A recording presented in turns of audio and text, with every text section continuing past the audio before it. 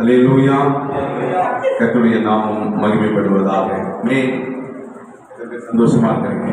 அல்லேலூயா. ஆமா, இது ஒரு சோதனையான நேரம். அல்லேலூயா. அந்த வார்த்தை சொல்லுகிறது, மனிதன் அப்பத்தினால் மாத்திரமல்ல தேவனுடைய வாயிலிருந்து புறப்படுகிற ஒவ்வொரு வார்த்தையினாலும் பிழைப்பான். ஆமென். அதனால இந்த தென்னிந்திய சபையினுடைய உங்களுடைய கூடுகைக்காக ஆண்டவர் கொடுத்த இந்த 4 கால நான் கர்த்தரை ஸ்தோத்திரிக்கிறேன். அல்லேலூயா. கொடுத்த அருமையான இந்த வாய்ப்புக்காக அல்லேலூயா. அறிமுகப்படுத்த ஐயா ராஜையா அவர்களுக்காக மற்றும் தலைமை கீழ் இருக்கிற ஒவ்வொரு ஊழியர்களுக்காகவும் சபையுடைய போதகர்களுக்காகவும் மார்னிங் ஸ்டார் மாத்திரம் டைம் ஸ்டார் தான். அல்லேலூயா. நான் மார்னிங் ஸ்டார் வெள்ளி நட்சத்திரம் மாத்திரம் எப்பொழுதும் நட்சத்திரம் தான். ஆமென். கர்த்தர் மக்களும் தான் நாம் எப்பொழுதும் நட்சத்திரம் தான். அதனால அவருக்காக நான் கர்த்தரை ஸ்தோத்திரிக்கிறேன். வந்திருக்கிற தேவதாசர்களுக்கும் தேவனுடைய பிள்ளைகளுக்காக நான் மனமாற கர்த்தரை ஸ்தோத்திரிக்கிறேன். இந்த வேலையில ஆண்டவரோடு நாம் இவ்வளவு நேரம் ஆராதனையில, செல்வ வேலையில, சாட்சி வேலையில இன்னும் பல காரியங்களை நம் ஆண்டவரோடு பேசியிருக்கிறோம். ஆண்டவர் இப்பொழுது நம்மோடு பேசுவாராக. ஆமென். தலைகளை தாழ்த்தி ஒரு நிமிடம் ஹல்லேலூயா, ஹல்லேலூயா. கர்த்தாதி கர்த்தாவே உமக்கு நன்றி செலுத்துகிறோம். தகப்பனே உமக்கு நன்றி செலுத்துகிறோம். இந்த மத்தியான வேளையில் ஆண்டவர் ஆபிரகாம் சாராருடைய கூடாரத்தில் வந்து அவர்களுக்கு நன்மையான காரியங்களை செய்த ஆண்டவர் இதோ இந்த மத்தியான வேளையில் இந்த ஊழியர் கூடுகையில ஆண்டவர் தேவனுடைய பிரசன்னம், தேவனுடைய மகிமை, சிங்காசனத்தில் வீற்றிருக்கிற எங்கள் ராஜாதி சர்வ வல்லமையுள்ள சேனைகளின் கர்த்தருடைய நாமம், மகிமை, மகத்துவம், ஆண்டவருடைய தயவுள்ள கரம் ஆண்டவரை இவர்கள் மேல ஒவ்வொருவரும் இறங்கத்தக்கதாக ஆண்டவரை நீ ஆலோசனை கர்த்தராய், ஆண்டவரை கரங்களை பிடித்து நடத்துகிறவராய், கண்மலையிலே நிறுத்துகிறவராய், ஆண்டவரை அடுத்த கட்டத்தில் கொண்டு செல்கிறவராய், எல்லாவற்றையும் அதினது காலத்தில் ஏற்றவைகளை செய்கிற எங்கள் தேவனாகிய கர்த்தாவே, இது உம்முடைய சமூகத்தில் வந்திருக்கிற எங்கள் ஒவ்வொருவரையும் அடியாரை மறைத்து நீர் வெளிப்படுவீராக. உம்முடைய தேவ பிரசன்னம், தேவனுடைய மகிமை, தேவனுடைய தயவு, தேவனுடைய கரம் ஆண்டவரே வந்திருக்கிற ஒவ்வொரு மேலும் உம்முடைய கரம் நீட்டப்படும்படியாக, உம்முடைய வார்த்தை ஆண்டவரே அவருடைய இதயத்தில் விதைக்கப்படத்தக்கதாக தேவரீனி கிருபை பாராட்டும்படியாக ஜெபிக்கிறோம். அந்த ஒவ்வொரு மேலும் கர்த்தருடைய தயவுள்ள கரம் இருப்பதாக. ஆண்டவரே இந்த வேளையிலே ஆண்டவரே இந்த கூடாரத்தை சுற்றிலும் தேவ பிரசன்னம் மகிமை இறங்கி இருக்கட்டும். ஆவி ஆத்மா சரீரத்தை கர்த்தருடைய கரத்திலே ஒப்புக் கொடுக்கிறோம். பரிசுத்த ஆவியானவரே இதோ உம்முடைய கரத்திலே எங்களை அர்ப்பணிக்கிறோம். நல்ல பரிசுத்த ஆவியானவர் நல்ல கரங்களை உயர்த்தி நல்ல அந்நிய பாஷைகளை பேசப்படுகிறவர்கள் அல்லேலூயா, அல்லேலூயா. ஆண்டவரை உம்மை ஸ்தோத்திரிக்கிறோம். லிமா கந்தரபரபா லிகாந்தரபரபா. Welcome to the Holi Spirit. பரிசுத்த ஆவியானவரே, தூய ஆவியானவரே, எங்கள் ஆண்டவரே பாவத்தை கண்டித்து உணர்த்தி நீதியை பிரசங்கிக்கிற எங்கள் பரிசுத்த ஆவியானவரே உம்மை வருக வருக என்று ஆண்டவரே மத்தியில் வரவேற்கிறோம். ஆண்டவரே welcome to the Holi spirit. ஆண்டவரே உம்மை மனதார வரவேற்கிறோம். இதயத்தின் ஆழத்தில் இருந்த ஆண்டவரே என் நாமம் தரிக்கப்பட்ட ஜனங்கள் ஆண்டவரே என்னை நோக்கி ஆண்டவரே கூப்பிடுகிறவர்கள் தங்களை தாழ்த்தி உங்கள் பொல்லாத வழிகளை விட்டு மனம் திரும்பி ஆண்டவரே கர்த்தாவே விண்ணப்பத்தை கேட்கிற ஆண்டவர் ஆண்டவரே அவருடைய பாவங்களை மன்னித்து அக்கிரமங்களை மன்னித்து வேண்டுதல் செய்கிறதை கேட்டு கர்த்தர் தேசத்துக்கு சேவத்தை தருவேன் என்று சொன்ன ஆண்டவர் உன்னாமம் தரிக்கப்பட்ட ஜனங்களாய் உம்முடைய பிள்ளைகளாய் வந்திருக்கிற ஒவ்வொரு மேலும் பரிசுத்த ஆவியானவர் பலமாய் ஊற்றப்படும்படியாக அந்த மேல்வீட்டு அறையிலே 120 பேர் கூடி ஜெபித்த பொழுது ஆண்டவரே அந்த மேல்வீட்டு அறை அசைந்தது போல இந்த குடியாத்த பகுதியிலே இந்த கூடாரம் ஆண்டவரே இந்த மத்தியான வேளையிலே ஒருமனப்பட்ட ஆண்டவரே பரிசுத்த ஆவியானவருக்காக காத்திருக்கிற பொழுது பரிசுத்த அக்கினிமயமான நாமங்கள் வெளிப்படுகிற பொழுது ஆவியானவர் இந்த இடத்துல ஒருமனதோடு ஆண்டவரே இந்த வார்த்தை புறப்படுகிற பொழுது ஆண்டவரே பரிசுத்த வல்லமை பரிசுத்த மகிமை ஆண்டவரே இந்த இடத்தை இந்த பட்டணத்தை இந்த கிராமத்தை அசைக்கத்தக்கதாக கர்த்தருடைய வல்லமை இறங்கும்படியாய் ஜெபிக்கிறோம். பிதாவே உம்மை ஸ்தோத்திரிக்கிறோம். குமாரனே உம்மை மகிமைப்படுத்துகிறோம். பரிசுத்த ஆவியானவரே உம்முடைய நாமத்தை பிரஸ்தாபப்படுத்துகிறோம். இயேசுவின் நாமத்தில் ஜெபிக்கிறோம் எங்கள் நல்ல பிதாவே. ஆமென், ஆமென். அல்லேலூயா, ஆமென். கர்த்தருடைய நாமம் மகிமைப்படுவதாக. இந்த நாட்களிலே உங்கள் மத்தியிலே ஆண்டவர் கொண்டு வந்த தயவுக்காய் நன்றி ஸ்தோத்திரம். எத்தனை பேர் நான் பாஸ்டா ஊழியம் செய்யறேன் சபை வச்சிருக்கிறவங்க மாத்திரம் கை கொடுத்து பார்ப்போம். கர்த்தருக்கு ஸ்தோத்திரம். சுவிசேஷகரா ஊழியம் செய்யறேன் அப்படின்ற யாரா இருந்தா கை கொடுத்து பார்ப்போம். சரி, சுவிசேஷ கை நல்லது இருக்குங்க, நல்லது இருக்குங்க. ஆமென். அல்லேலூயா. ஆம், வேற அப்போஸ்தல ஊழியம், தீர்க்க தரிசன ஊழியம், போதக ஊழியம் செய்யறவங்க யாரா இருந்தா கை கொடுத்து பார்ப்போம். நான் வந்தவொடனே வாத்தியார் மாதிரி கையில் என்ன இதெல்லாம் பரலோகத்தை ரெக்கார்ட் ஆகும். ஆமென். அல்லேலூயா. ஆமென். அப்ப சரி, கையை தூக்காத 1-2 பேர் இருக்கிறீங்க. நீங்க யாரு தான்? உடன் ஊழியரா இருக்கிறீங்களா, இல்ல செப பங்காளரா இருக்கிறீங்களா, இல்ல கொடை பங்காளரா இருக்கிறீங்களா, இல்ல ஏதாவது ஒரு இதுல பங்காளியா இருந்தாதான் பங்கு. அல்லேலூயா. பேதுரு கழுவும் போது என்ன சொல்லுவாங்க? ஆண்டவரே நீரின் கால்களை கழுவலாமா அப்படின்னு கேட்கும்போது அவர் கழுவலன்னா என்னோடு உனக்கு என்ன இல்லை, பங்கும் இல்லை. ஆமா அப்படின்னு சொன்னேன். அப்பனே முழுசா கழுவல ஆண்டவரே. எத்தனை பேருக்கு நீ முழுசா கழுவணும் ஆண்டவரே?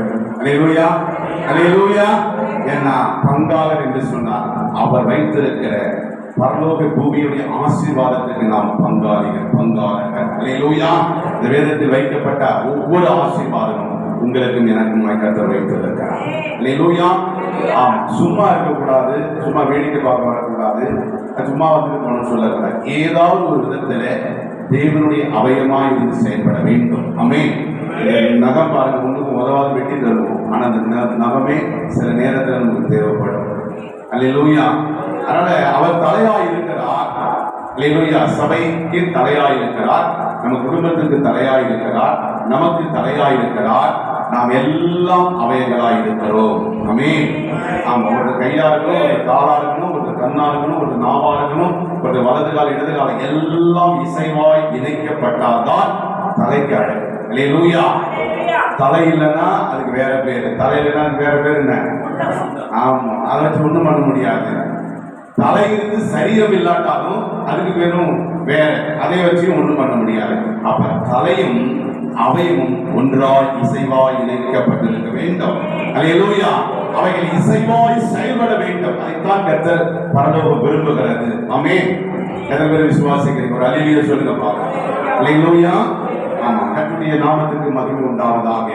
அப்ப இந்த நாட்களிலே ஆண்டவர் இந்த பட்டணத்துக்கு வருகிற பொழுது உங்க ஊர்லயே ஒரு வித்தியாசம் இருக்கு. ஏன்னா நம்ம ஒரு பகுதியில வாழ்கிறோம், ஒரு இடத்துல வாழ்கிறோம், ஒரு கூட்டத்துக்கு வருகிறோம். இதனுடைய கூட்டம் தென்னிந்திய திருச்சபை ஊழியருடைய ஐக்கிய கூடுகை. மற்றதெல்லாம் விட்டுருங்க, தென்னிந்திய மற்றதெல்லாம் கூட விடுங்க. ஊழியருடைய ஐக்கிய கூடுகை. எங்களுக்கு ஆண்டவர் ஊழியத்துக்கு பேர் கொடுக்கும்போது ஆசீர்வாத கண்மலை ஐக்கிய ஊழியங்கள் கொடுத்தார். பேர் ரொம்ப நீட்டா இருக்கிற மாதிரி. பிதா குமாரன் பரிசுத்த ஆவியானவர்கள் இணைந்து செயல்படுகிற காரியத்தை ஊழியமாய் கர்த்தர் கொடுத்தார். அல்லேலூயா. அப்ப நம்ம ஒரு கூடுகைக்கு வரோம்னா அதுல ஒரு நோக்கம் இருக்கும். கர்த்தர் ஒரு நாமம் கொடுக்கிறார் என்று சொன்னால் அந்த நாமத்துக்கு ஒரு மகிமை இருக்கும். ஆமென். அப்ப இது தேவ ஊழியருடைய ஐக்கிய கூடுகை.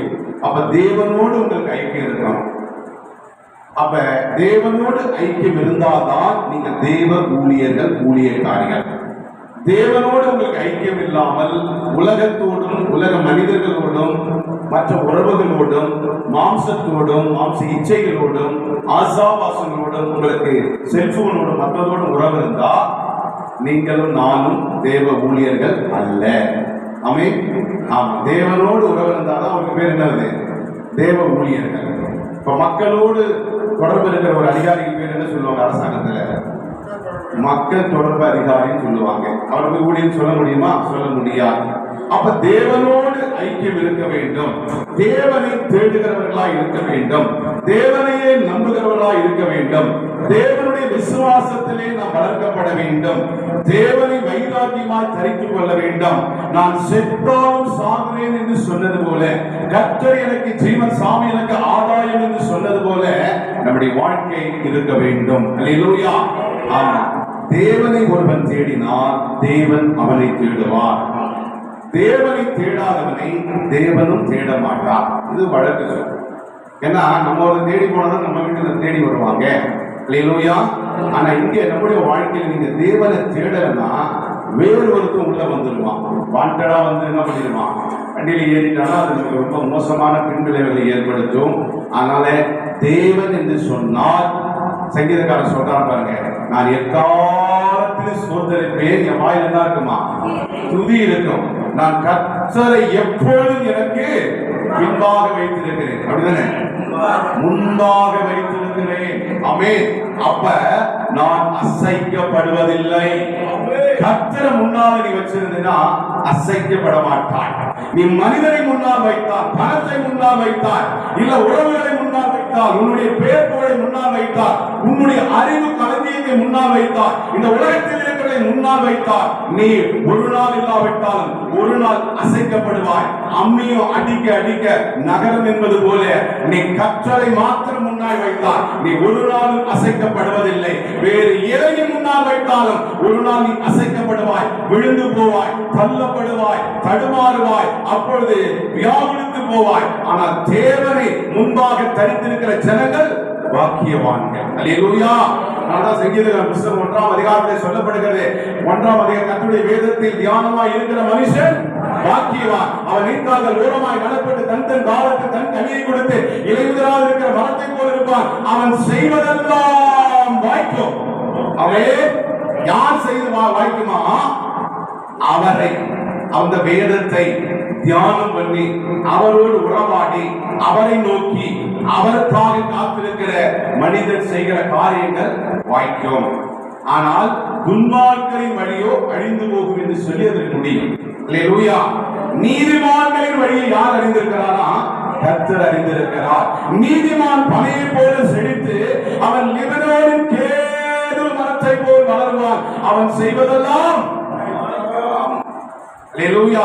நீதிமானுடைய சந்ததி அப்பத்துக்கும் தண்ணீருக்கும் அலைந்து திரிவது என்று வசனம் சொல்லுகிறது. உலகத்தாருடைய சந்ததியோ, அவன் அரசியல்வாதியா இருக்கட்டும், அதிகாரியா இருக்கட்டும், எப்பேற்பட்ட ஆளா இருக்கட்டும், அவன் சந்ததி சரியா இல்லை என்றால் ஒரு நாள் பஞ்சத்துல, பசியில, ஏமாற்றத்துல அலைந்து திரியும். ஆனால் பாண்டாங்க பாருங்க, ஐயா அழகா பாண்டாங்க, தாய் மறந்து போகலாம், சிங்கக்குட்டி கூட பட்டினியா கிடக்கும். ஆனா கர்த்தரை தேடுகிறவர்களுக்கு ஒரு நன்மையும் குறைவிடாது. ஆண்டவர் வெறும் சிங்கம் அல்ல, அவர் யூத சிங்கமாய் இருக்கிறார், ராஜரீகம் பண்ணுகிறார். இஸ்ரவேலின் தேவனாகிய கர்த்தர் என்ற அவருடைய நாமத்துக்கு மகிமை உண்டாவதாக. அல்லேலூயா. பாருங்க, அப்ப ஆண்டவரே என்ன காரியங்களை சொல்ல வேண்டும்? மணி 1 ஆயிடுச்சு. இந்த நேரம் ரொம்ப கொடுமையான நேரம். இந்த நேரத்துல உள்ள போகுமா? அதுக்குதான் அந்த வாசகம் சொன்னாரு, மனிதன் அப்பத்தினால் மாத்திரமல்ல, என் வாயிலிருந்து புறப்படுகிற வார்த்தை என்ன பண்ணுவோம்? நல்ல பலத்தை கொடுங்க. இப்ப சாப்பிடுற சாப்பாடு அடுத்தது 5 மணி 6 மணி 7 மணிக்கு பசி எடுக்கும். ஆண்டவர் கொடுக்கிற வார்த்தை அழிந்து போகிற வரைக்கும், இந்த உலகம் அழிகிற வரைக்கும் அது உனக்கு பலனை கொடுத்து கொண்டே இருக்கும். தேவைப்படுகிற பொழுதெல்லாம் காண்டாமிருகத்துக்கு ஒத்த பலமாய் கொடுக்கும். கர்த்தருடைய வார்த்தை ஜீவன் உள்ள வார்த்தை. அல்லேலூயா.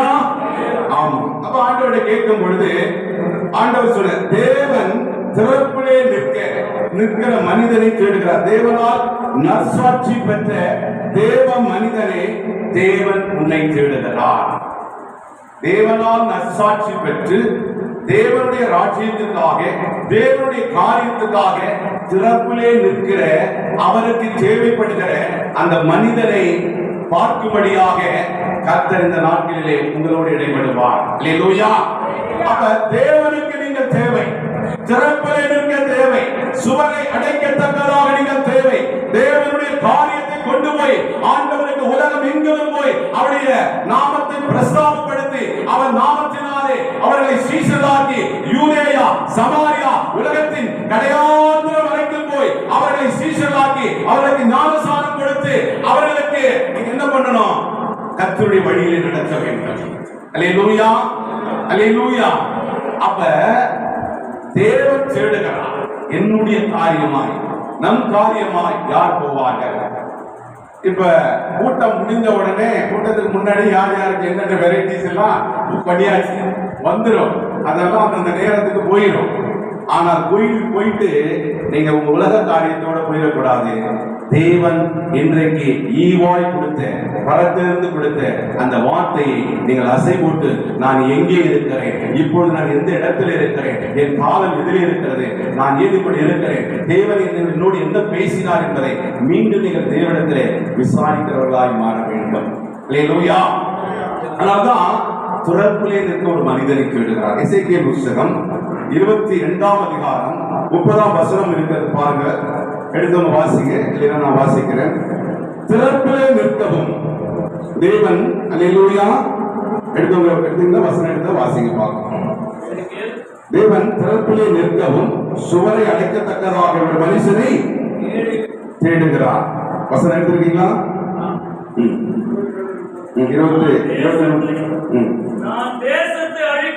அழிக்காதபடிக்கு திறப்பிலே நிற்கவும் தேடினேன், ஒரு மனிதனையும் காணேன். அது 50 பேர் வந்திருக்கிறோம், ஒருத்தர் கூட காணோம்ன்றீங்களே. இப்பதான் அந்த ஐயா சொன்னாருங்க, ஊர் ஊரா போய் சுவிசேஷம் அறிவிக்கிறீங்க, ஊர் ஊரா போயிட்டு கிராமமா அறிவிக்கிறீங்க, எங்கெங்கயோ போறோமே. அப்ப தேவன் இன்னும் தேடிட்டு இருக்கிறாரா அப்படின்னா ஆமா. ஏன் தெரியுமா? அவர் விரும்புகிறபடி நிற்பதற்காக. அல்லேலூயா. நம்ம கொஞ்ச நேரம் செய்வோம், ஊழியம் செய்வோம், சபை நடத்துவோம், எல்லா வகையான ஊழியங்களும் நடக்கும். நமக்கும் சில ஓய்வு வரும்போது தேவைப்படும்போது போயிடுவோம். ஆனா தேவன் தேடுகிற மனிதன் என்னன்னா, முழுக்க முழுக்க தன் ஜீவியத்தை போல தேவனுக்காக எரிந்து பிரகாசிக்கிற சேவாவையும் ஆண்டவர் யோவான் ஸ்நானனையும் தேடுகிறார். திறப்பிலே நின்று நான் செத்தாலும் சாகுவேன் என் ஜனத்துக்காக, இந்த யூத ஜனங்களுக்காக தன்னை ஒப்பு கொடுத்த எஸ்தரை தேடுகிறார். அல்லேலூயா. ஆமா, கர்த்தர் எனக்கு ஜீவன், சாவு எனக்கு ஆதாயம் என்று சொன்ன பவுலை கர்த்தர் தேடுகிறார். அல்லேலூயா. ஏன்னா பிரஜாதி அந்நிய ராஜாவிடத்தில் வந்த பொழுது, தானியேல் வளர்ந்த பொழுதும் பலகனி வழியாக பார்த்து எருசலேமை பார்த்து ஜெபிக்கிற அந்த தானியேலை கர்த்தர் தேடுகிறார். நெருப்பிலே அக்கினியிலே போட்டாலும் கர்த்தர் எங்களை தப்புவித்தாலும் தப்புவிக்காவிட்டாலும் அவர் நாமத்துக்கு ஸ்தோத்திரம் என்று சொன்ன சாத்ராக், மேஷாக், ஆபேத்நேகோவை கர்த்தர் தேடுகிறார். அல்லேலூயா. நீ யாரா இருக்கிறாய்? ஆபிரகாமை கர்த்தர் தேடுகிறார். திறப்பிலே இருக்கிற எசேக்கியேலை தேடுகிறார். ஆபிரகாமை தேடுகிறார். அல்லேலூயா. நெகேமியாவை தேடுகிறார். 12 சீஷர்கள் தனக்கு உண்டான எல்லாவற்றையும் விட்டுட்டு அவர் சொன்னவுடனே அவர் பின்பற்றி வந்தார்களே, அப்படிப்பட்ட பேதுருக்களை, யோவான்களை ஆண்டவர் தேடுகிறார். அப்பொழுது நீ யாராயிருக்கிறாய்? நீங்க எந்த இடத்தில் இருக்கிற? உன் ஊழியத்துடைய பணி என்ன? கர்த்தர் உன்னை எதற்காக அழைத்தார்? கர்த்தர் உன்னை எதற்காக அபிஷேகித்தார்? கர்த்தர் உனக்கு எதற்காக வெளிப்பாடு கொடுத்தார்? கர்த்தர் எதற்காக இந்த பட்டணத்திலே வைத்தார்? கர்த்தர் எதற்காக இந்த சபையிலே நாட்டினார்? கர்த்தர் எதற்காக இந்த ஐக்கியத்திலே உன்னை சேர்த்தார்? கர்த்தர் எதற்காக இன்றைக்கு உன்னை ஜீவனோடு வைத்திருக்கிறார்? ஒரு கணம் சிந்தித்து பார். அல்லேலூயா. அல்லேலூயா. எத்தனையோ நல்லவங்க கொரோனாவுல வாரிக்கிட்டு போயிட்டாங்க. நம்மலாம் அவங்களோட நல்லவங்களா அப்படின்னா நீங்க எப்படி தெரியாது? வாரிக்கிட்டு போனவங்க காட்டி நாளா கேட்டவன் தான். கர்த்தர் கிருபையாய் மாற்றினார். பாவியிலும் பிரதான பாவியாகிய நம்மை கர்த்தர் அவருக்கென்று அழைத்தார். அல்லேலூயா. இந்த உலகத்துல கூட இன்னைக்கு பாத்தீங்கன்னா ஒரு இடத்துல நான் கடந்து போயிருந்தேன். ஏன்னா அந்த கண்மலை ஊழியர்கள் வைத்து பார்த்தீங்கன்னா கிராமங்கள் தோறும், பட்டணங்கள் தோறும் தரிசனத்துல 7 நாளும் சுவிசேஷம் அறிவிக்கிறது. 12 வகையான சுவிசேஷங்கள் அறிவிக்கப்பட்டு வருகிறது. 12 வாசல் வழியா எருசலேமில் பிரவேசிக்கிறது போல 12 விதமான காரியங்கள் 7 நாளும் அறிவித்துக் கொண்டே இருப்பார்கள். ஏதாவது ஒரு இடத்துல இன்றைக்கு இந்த ஊழியத்தின் மீதாக கிராமங்கள் தோறும், பட்டணங்கள் தோறும் அறிவிப்பது கர்த்தர் கொடுத்த தரிசனம். ரட்சிக்கப்படாதவர்களுக்கு ரட்சிப்பின் சுவிசேஷத்தையும், ரட்சிக்கப்பட்டவர்களுக்கு ராஜ்யத்தின் சுவிசேஷம் அறிவிக்கப்பட வேண்டும். அது மாத்திரமல்ல, இன்னும் இயேசு கிறிஸ்து ஆண்டவர் நன்மை செய்கிறவராகவே சுற்றி திரிந்து எப்படி பிசாசின் பிடியிலிருந்து எப்படியெல்லாம் அவர் மீட்டு ஏசாயா 61ஆம் அத்தியாயத்தில் சொல்லி எதற்காக சுவிசேஷகனாய் நம்மை அபிஷேகம் பண்ணினாரோ, நம்முடைய சந்ததி எப்படியெல்லாம் கொண்டு வருகிறாரோ, அதில் கொடுக்கப்பட்ட வார்த்தையின்படி கர்த்தர் நம்மை அபிஷேகம் பண்ணி இருக்கிறார். நேரம் இல்லை, அதனால முழுமையா நீங்க வீட்டில் படிச்சுக்கிறீங்க. எதற்காக உங்களை அபிஷேகம் பண்ணினார்? ஏசாயா புஸ்தகம் 61 நீங்கள் படித்து பார்க்கிற பொழுது உங்களுக்கு மாத்திரம் அல்ல, உங்கள் சந்ததிக்குரிய ஆசீர்வாதம் அதிலே வரும். ஆமென். அப்ப பாழாய் கிடக்கிற பட்டணங்கள், பாழாய் கிடக்கிற கிராமங்கள், சபையில்லாத கிராமங்களை தெரிவெடுத்து சென்னை பட்டணம் மாத்திரமல்ல, தமிழ்நாடு மாத்திரமல்ல, இந்தியா மாத்திரமல்ல, பல வெளி தேசங்களுக்கும் கற்றுக் கொண்டு போய் அந்த இடத்திலும் 4 வகையான சுவிசேஷத்தை முதலாவது ஏறெடுக்க கர்த்தர் கிருபை பாராட்டினார். அல்லேலூயா. ஏன்னா கடல் வளம், தகவல் வளம், நிலவலம், அல்லேலூயா, அப்புறம் பாத்தீங்கன்னா தொழில் வளம், இந்த 4 வளம் மூலமாக 4 சுவிசேஷங்களை கொண்டு போகப்பட்டது. தொழில் முனைவோர் வேலை செய்வோர், இண்டஸ்ட்ரியில் இருக்கிறவங்க மூலமாக அந்த ராஜ்யத்தை கொண்டு போய் அவர்களுக்கு எல்லாம், வியாபாரிகளுக்கு மற்ற தொழில் செய்வதற்கெல்லாம் சுவிசேஷம் அறிவிக்கப்பட்டது. இரண்டாவது பாத்தீங்கன்னா விவசாயிகள் மத்தியில மாடு மேய்க்கிறவங்க, ஆடு மேய்க்கிறவங்க, கம்புகாட்டில் இருக்கிறவங்க, இறப்பிறக்கிறவங்க, நாத்து நடுறவங்க, இன்னும் விவசாயிகள் இருக்கிற கரும்பு வெட்டுறவங்க, எந்தெந்த விவசாயத்தில் இருக்கிறாங்களோ அந்த இடத்திலே போய் நேரடியாக அவர்களோடு இருந்து சுவிசேஷம் அறிவிக்கும்படியாக அது ஆண்டவர் நிலவரத்திலே கொடுத்தார். அப்படிப்பட்ட கிராமங்களை தெரிவு செய்து, அதுவும் சபையில்லாத கிராமங்களிலே சுவிசேஷத்தை அறிவிக்க தேவன் கிருபை பாராட்டினார். அப்பொழுது எத்தனையோ பேர்கள் அதில் ஆசீர்வதிக்கப்பட்டு ரட்சிக்கப்பட்டார்கள். அல்லேலூயா. மூன்றாவதாக கடல் வளம், அதாவது கன்னியாகுமரியிலிருந்து காஷ்மீர் வரைக்கும் இருக்கிற கடல் வளத்தை இருக்கிற மீனவர்கள் பகுதியில அதற்கென்று கடல் செவ்வாய் டீம் என்று ஒன்றை ஏற்படுத்தி அங்கே ஒரு கன்னியாகுமரியில் ஒரு டீமை உருவாக்கி பட்டணங்கள் தோறும் அந்த கடற்கரை மாவட்டம் அவங்க முழுக்க மீனவர்கள் மட்டும்தான் அறிவிப்பாங்க. அவர்களை கற்றல் பக்கமாய் திரும்ப அதை கற்றல் பயன்படுத்தினார். அது மாத்திரமல்ல, தகவல் தொழில்நுட்ப இண்டஸ்ட்ரி, அதாவது இன்ஃப்ராஸ்ட்ரக்சர், ஐடி ஃபீல்டில் இருக்கிற உயர்ம ஐடில ஒர்க் பண்றவர்களுக்காக ஒரு குழுவை ஏற்படுத்தி அவர்களுக்கு எங்கெங்கெல்லாம் அப்படிப்பட்ட பட்டணங்கள் இருக்கிறதோ அங்கெல்லாம் கொண்டு போக தேவன் கிருபை பாராட்டினார். அப்ப ஆண்டவர் நம்ம எதற்காக அழைத்தார், நம்ம எதற்காக தெரிவு செய்தார்? எஜமானுடைய தோட்டத்துல எல்லாருக்கும் வேலை இருக்கிறது, எல்லாரும் எல்லா வேலையும் செய்ய முடியாது, செய்யவும் கூடாது. கர்த்தர் என்னை காவல்காரனா வைத்தார், நான் காவல் காக்க வேண்டும். கர்த்தர் என்னை வேலை அடைக்கிறவனா வைத்தார், கர்த்தர் நான் வேலை அடைக்க வேண்டும். நீர் பாய்ச்சவனா வைத்தார், நான் நீர் பாய்ச்ச வேண்டும்.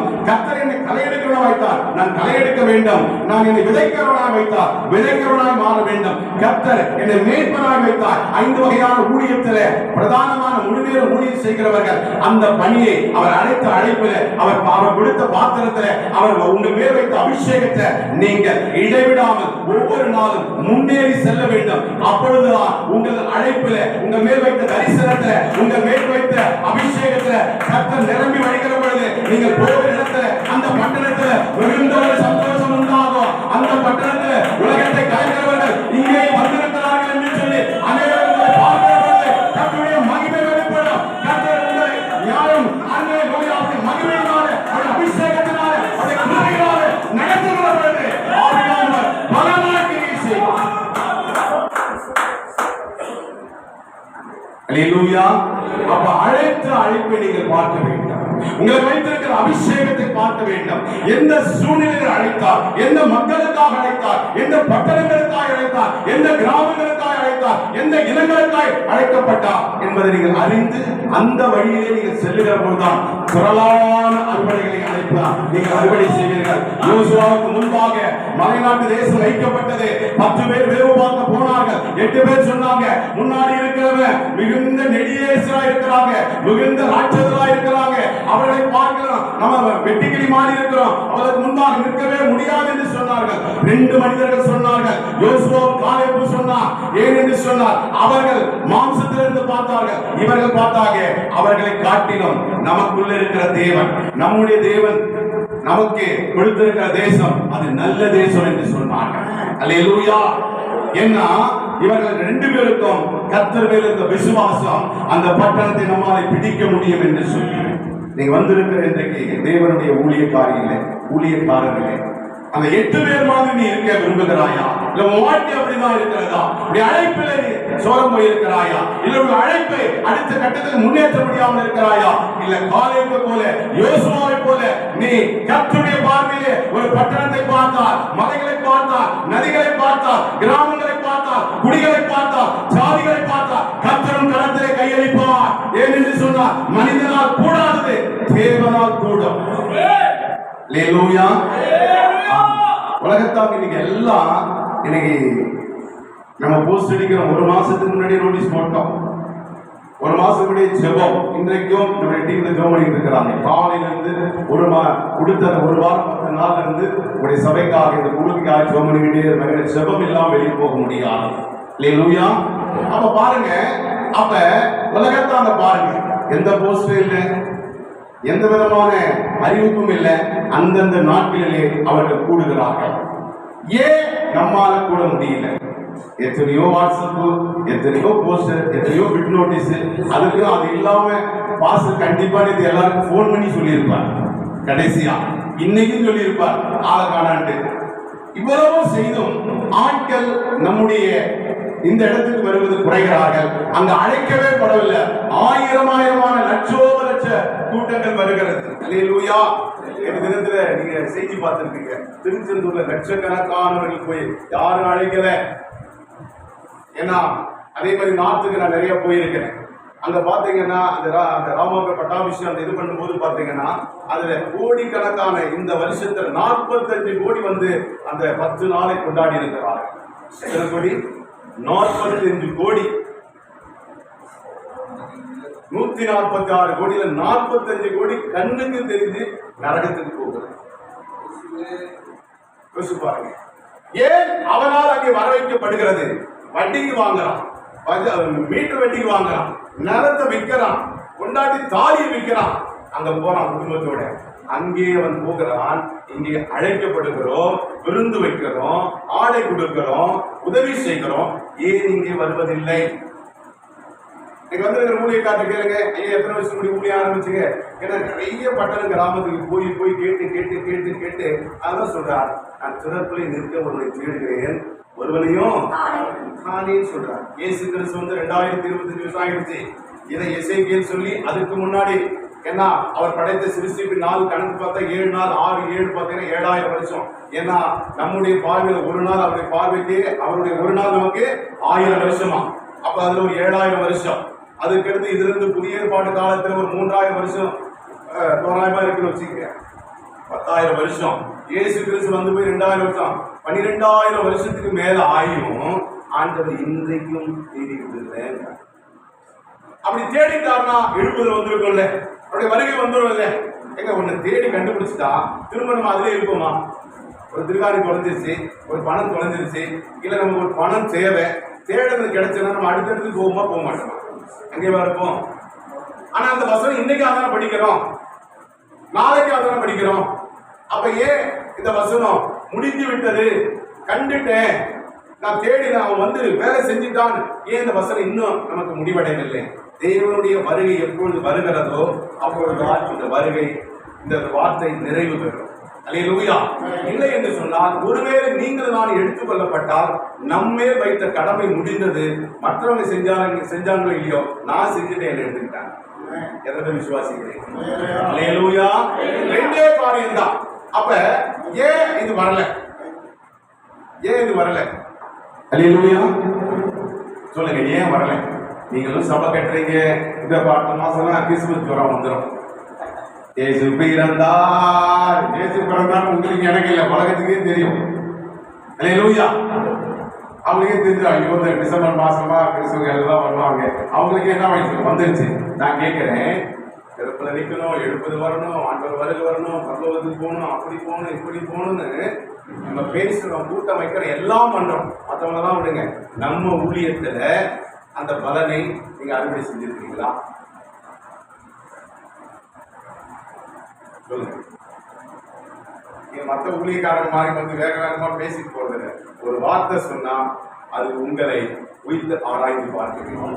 இன்னைக்கு நீங்க வெளியே போகிற பொழுது ஒரு புது சிரிசி பாக்கத்தை கொண்டு போவான், ஒரு புது அபிஷேகத்தால் கொண்டு போவான், ஒரு புதிய மகிமையினால் உங்களை கொண்டு போவான். அல்லேலூயா. ஏன்னா நம்ம எல்லாம் ஒரு குடும்பம், அவர் தலைவர், தகப்பனுடைய பிள்ளைகள் ஒருவரோடு பரிசுத்தவான்கள் ஒருவரோடு பேசிக் கொள்வாங்களா? அது யாருக்கு கேட்டுட்டு இருக்கிறான்? கர்த்தர் கவனமா கேட்டு அவருக்கே ஒரு ஞாபகம் இருக்குதான், அதை எழுதி வைப்பாராம். ஏன் இதை சொல்றேன்னு கேட்டீங்கன்னா, கடைசியில் எல்லா கூட்டத்தையும் எல்லாம் ஒப்பு கொடுப்பாங்க, அழுகுவாங்க, கதறுவாங்க, மாரடிப்பாங்க.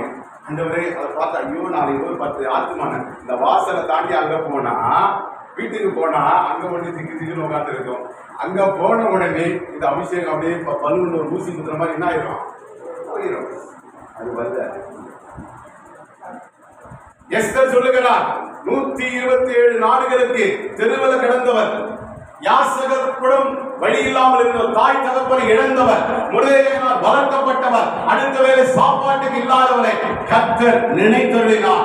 வஸ்தி அகஸ்வேருடைய ராஜாவுக்கு கீழ்ப்படியவில்லை. வஸ்தியை தள்ளி எஸ்தரை கர்த்தர் எழுப்பினார். ஏன் தெரியுமா? எஸ்தர் பெரிய பரிசுத்தவாட்டி இல்லை. எஸ்தர் கீழ்ப்படிந்தார், வஸ்தி கீழ்ப்படியவில்லை. அல்லேலூயா, அல்லேலூயா. அப்ப கர்த்தர் எஸ்தரை போல உன்னை எழுப்ப வேண்டும். கர்த்தர் எஸ்தரை போல உன்னை பயன்படுத்த வேணும்னா உனக்கு ஒரு மொர்தெகாய் வேணும். ஏன்னா அந்த அம்மா என்ன பண்ணாங்க? பிரேக் அடிச்சு ராஜா கூப்பிடலாம் எப்படி போறது, ராஜா கூப்பிடலாம் கொன்றுவாரே, அதெல்லாம் சொல்லும் போது அவரோட பெரிய சவுண்டு போறாரு. தெருவில் கிடந்த உன் வாழ்க்கை நினைச்சு பாரு. குடிகாரலாம் கடந்த, விபச்சாரக்காரலாம் கடந்த, ஒண்ணுமில்லாத கடந்த, தெருவில் கடந்த, எல்லாரும் தள்ளினார்கள், விலாசம் இல்லாம கடந்த, யாருமே சீண்டக்கூடாத நாற்ற சேத்துல கிடந்த பாட்டு போல நீ தேடி வரலையா? நீ தேடி வரல, என் ஆண்டவர் தேடி வந்தார். சும்மா தேடி வரல, ஜீவனை கொடுத்து தேடி வந்தார். தன் ஒரே பேரான குமாரனை பிதாவாகிய தேவன் உங்களுக்கும் எனக்காக அந்த கொல்கதா மலையிலே தூங்கி அப்படியே ரத்தம் ஒழுக அவர் குருசியிலே தொங்கினார். சொல்றோம், சுவிசேஷம் விழுந்த கடமை இல்ல, கடங்கார பையன் நீங்களும் நான். அரசாங்கத்தில் ஒரு 1000 ரூபாய் வாங்கிட்டாலே கடன்காரன் ஓட அடிச்சிடலாம். ஆனா சீவனையே கொடுத்தார்னா கடமை மாத்திரம் இல்லைங்க, ரத்தத்தை உயிரை கொடுத்த ஆண்டவர். அவருக்கு எத்தனை ஜென்மம் எடுத்தாலும், எவ்வளவு தீவனை இழந்தாலும், நமக்கு உண்டானது எத்தனை இழந்தாலும் அதற்கு ஈடாக அப்பேற்பட்டவர் ஆண்டவர் நம்மை அழைத்திருக்கிறார். ஒரு பெரிய பாக்கியம் பாருங்க. இது இந்த நாட்டுக்கு பிரைம் மினிஸ்டர் கிடைக்கல, அந்த பாக்கியம் சீஃப் மினிஸ்டர் கிடைக்கல, ஆளுநர் கிடைக்கல, தொகுதி எம்எல்ஏ கிடைக்கல, மாவட்ட செயலாளர் கிடைக்கல. ஒன்றுக்கும் உதவா கரையா இருந்த உங்களுக்கு என்னைக்கும் ராஜாக்களுக்கு மத்தியில, பிரபுக்களுக்கு மத்தியில, அந்த சராசரங்களை படைத்த இருந்தவரும் இருக்கிறவரும் அனுகூலமாகிய சர்வபலமுள்ள தேவனாகிய கர்த்தர் பரிசுத்தர் பரிசுத்தர் பரிசுத்தர் என்று போற்றப்படுகிற பரலோகத்தில் வீற்றிருக்கிற பிதாவுடைய சிங்காசனத்தில் வலதுபாரத்தில் வீற்றிருக்கிற இயேசு கிறிஸ்துவுக்கு அருகாமையில் உட்காரக்கூடிய சிலாக்கியத்தை கொடுத்த என் ஆண்டவர் இயேசு கிறிஸ்து. எவ்வளோ கஷ்டப்பட்டு நஷ்டப்பட்டு ஜீவனை கொடுத்த ஆபிரகாம், ஈசாக்கு, யாக்கோபு கூட அப்பா பிதாவை அழைக்க முடியல. நிஜமா கர்த்தர் தேவன் சொன்னாங்க, நான் ஒன்றுக்கும் உதவல, உங்களை இயேசு கிறிஸ்து மூலமா, இயேசு கிறிஸ்து என்ற விலையேறப்பட்ட ரத்தத்தின் மூலமாக ஆண்டவர் நமக்காக கல்வாரிக்கு சென்ற ரத்தத்தின் மூலமாக ஆண்டவர் நம்மை பெற்றெடுத்தார். சிலுவையில பெற்றெடுத்தார், ரத்தத்தை கொடுத்து பெற்றெடுத்தார். தாய் கூட தன்னுடைய கருவறையில 10 மாசம் தான் சுமந்தார். ஆண்டவர் தாயின் கருவி உருவாக உன்னை பெயர் சொல்லி அறிந்து அவர் தாயின் கருவிலே பாதுகாத்து, உன் தாய் கருவில எத்தனையோ லட்சம் முட்டைகள் உருவாக்கப்படுது, அதிலே உன்னை தேர்ந்தெடுத்தார். அவருடைய ஊழியத்துக்காக உன்னை பிரித்தெடுத்தார். அவருடைய ராஜ்யத்துக்காக உன்னையும் அபிஷேகித்தார். அன்றைக்கு அழைத்தவர், அன்றைக்கு பெயர் சொல்லி அழைத்தவர், அன்றைக்கு அவர் நம்மை பார்த்து கண்டுபிடித்தவர், கடைசி வரைக்கும் கண்மலையிலே போய் பரலோகத்தில் நிறுத்துற வரைக்கும் கைவிடாத தேவன் நம்முடைய தேவன். மற்றவங்க எல்லாம் நடுவில் வருவாங்க, நடுவில் 4 பக்கம் காணாம போன மாதிரி போயிடுவாங்க. கர்த்தர் மாத்திரம் கடைசி வரைக்கும் வானம் பூமி ஒழிந்து போனாலும் அதை வார்த்தை மாட்டார். அல்லேலூயா. அப்ப ஏன் ஆண்டவர் என்னை அழைத்தார்? ஏன்னா விசுவாசிகள் அவருடைய அழைப்பு வேற, 5 வகையான ஊழியர்கள் அழைப்பு வேற, உதவிக்கான ஊழியர்களுடைய அழைப்பு வேற. அப்ப நீங்க பாக்கணும்னா, ரட்சிக்கப்பட்டு நான் ஒரு ஊழியத்துக்கு 10 வருஷம் ஆச்சு, 20 வருஷம் ஆச்சு, 5 வருஷம் ஆச்சு. ஆனா ஒரு 10 ஆத்மா, 20 ஆத்மா, 30 ஆத்மா, 50 ஆத்மா, 100க்கு மேல யாராவது வச்சுக்கணும் கை தூக்குமா? என் சபையில 100 ஆத்மாவுக்கு மேல இருக்குதுன்னு இல்ல. சரி, ஒரு பள்ளிக்கூடத்தை எடுத்துங்க, ஒரு பிசினஸ் சென்டர் எடுத்துங்க, உலகத்துல புரியுதுங்களா? ஏமாத்திர பைனான்ஸ் கம்பெனி எடுத்துங்க, சரிங்களா? கெட்டு போகிற எத்தனையோ காரியங்களுக்கு அவன் எப்படிலாம் பேசணுமோ அப்படி பேசுறான். ஈக்கள் மாதிரி என்ன ஈக்கள் மாதிரி, அது ஈசல் மாதிரி அநேகர் விழுறாங்க. எதுக்கு? நரகத்துக்கு போவோம் தெரியுமா தெரியாதான்னு தெரியல, தெரிஞ்சாலும் பரவாயில்ல, நாங்க அங்கதான் போவோம்னு வராங்க. ஆனால் பரலோகத்துக்கு அழைக்கிற பொழுது அநேகர் வருவதில்லை. அல்லேலூயா. ஏன் நல்லதாங்க சொல்றோம், நல்லதுக்கு வரமாட்டேங்கிறான், கெட்டதுக்கெல்லாம் ஓடி விடுறாங்க. நீங்க நல்லா நாலு வார்த்தை சொல்ல வாங்க கூட்டு பாருங்க, வரமாட்டான். டாஸ்மார்க்ல ஃப்ரீயா கொடுக்குறாங்கன்னு பாருங்க, ஊரே திறந்து போகும். உண்மை போவாதா? ஆமாவா இல்லையா? அல்லேலூயா. வேற அதை கூட விட்டுருங்க. சரி, குடிக்காதவங்க அவங்க குடிக்கிறவங்க போவாங்க, எல்லாரும் எப்படி போவாங்க? ரேஷன் கடையில் வந்து ஆதார் கார்டு இருந்தாலே போதும், 5000 கொடுக்குறாங்கன்னா எல்லாரும் போக மாட்டாங்களா? ஆமா, அங்கே படுக்க போட்டுருவாங்க. உலகத்துடைய திருட்டு தண்ணி இருக்கு, அவன் அபகரித்து ஏமாத்தி மற்றவனை ஏமாத்தி லஞ்சம் வாங்கி அவன் அநியாயம் பண்ணி அக்கிரமம் பண்ணி அடுத்தவன் தாலி எடுத்து அடுத்தவங்க விதவையாக்கி அடுத்தவங்க குடும்பத்தை நடுத்தரோடு நிறுத்தி குற்றமில்லாத ரத்தத்தை சிந்துற அந்த பணத்துக்கு வாங்குற எத்தனையோ பேர் பாதாளத்துக்குரிய டிக்கெட் வாங்க போய் அங்க உட்கார்றானே, அந்தோகத்தில் ஏங்க வர்றது? சொல்லுங்க, ஏன் வர்றது? ஏன்னா இது உலகத்தின் அதிபதியாகிய விசுவாசின் கரங்களிலே உலகம் இருக்கிறது. அதான் ஆண்டவரால நேரடியா இறங்கி கிரியை. ஏன் தெரியுமா? அவர் பாவத்தை அறியாத பரிசுத்த கண்ணராய் இருக்கிறார். அதனால நீங்களும் நானும் அவருக்கு தேவைப்படுகிறோம். உங்கள் மூலமா என் மூலமாய்த்தான் கர்த்தர் இந்த மனிதர்களை ரட்சிக்க முடியும். அதனாலதான் சிறப்புலே நிற்கவும் சுவரை அடைக்கத்தக்கதாக ஒரு மனுஷனுக்கு இருக்கிறார். அந்த ஒரு மனுஷனாக அந்த ஒரு மனுஷியாக இன்றைக்கு இருப்பாயா? இன்றைக்கு ஆண்டவர்கிட்ட நான் சிறப்புலே நிற்பான், என் பட்டணத்துக்காக நான் காவலாளனா இருப்பான், என் பட்டணத்துக்காக என் குடும்பத்துக்காக எனக்கு நம்பி கொடுத்த சபைக்காக எனக்கு நம்பி கொடுத்த ஊழியத்துக்காக நான் சிறப்புலே நிற்பான். உன்னைத்தான் கர்த்தர் தேடிக் கொண்டார். அல்லேலூயா. விசேஷமா இன்னைக்கு வந்தவங்க நீங்க பாக்கியவான்ங்க. ஏன் எல்லாரும் தான் சொல்லுவாங்க, எல்லா கூட்டத்துக்கு வந்தா அப்படின்னு சொல்றீங்களா? மழை வந்தது, புயல் வந்தது, காற்று வந்தது, எது வந்தாலும் நாங்க அவர் போய் பார்த்துட்டு வரணும் வந்துருக்கீங்க பாருங்க. நீங்க பாக்கியவாங்க, பாக்கியவாங்க. அல்லேலூயா. சோம்பேறி போக மாட்டான். வெளியே போன கதவாடுது, வெளியே போன மழை வருது, வெளியே போன சிங்கம் வரும், வெளியே போன சுவிசேஷம் RS காரன் வருவான், அவன் வருவான், இருப்பான். சாக்கு போக்கு சொல்றவன் சாக்கு பை கூட தகுதி இல்லாத ஒரு பாத்திரம். அல்லேலூயா, அல்லேலூயா. ஆமா, கர்த்தர் எனக்கு ஜீவன், சாவி எனக்கு ஆதாயம். இந்த மண்பாண்டத்தை எப்ப அவருடைய ரட்சிப்பையும் அவருடைய அபிஷேகத்தை அவருடைய ஊழியத்தை வாங்கிட்டு வந்தோமோ, சாவு நம்முடைய பரலோகத்துல இன்னைக்கு செத்தா அவர் மத்தியில் இருப்பேன். அல்லேலூயா. இன்னைக்கு தாமதிச்சா அவர் வருகையில் எடுத்துக் கொள்ளப்படுவேன். நான் இங்க இருந்தாலும் ஒண்ணுதான், அங்க இருந்தாலும் ஒண்ணுதான். ஏன் தெரியுமா? என்னை அழைத்தவர் உண்மை உள்ளவர். ஆயிரம் தலைமுறை தலைமுறையா புதிய வானம் புதிய பூமியில அவருடைய ராஜ்யத்துல நான் இருக்க போகிறேன். அதனால இக்கால பாடு வரப்போகிற அந்த மகிமையான ஒப்பான ராஜ்யத்திற்கே ஈடானது ஒன்றுமே இல்லை.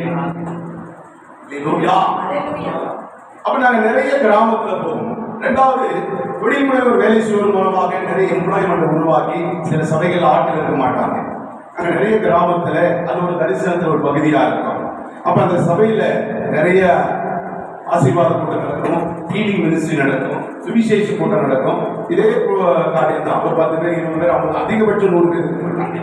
ஆனா வேலை வாய்ப்பு முகாமைச்ச பொழுது பாத்தீங்கன்னா அத்தனை பேர் வந்துட்டாங்க.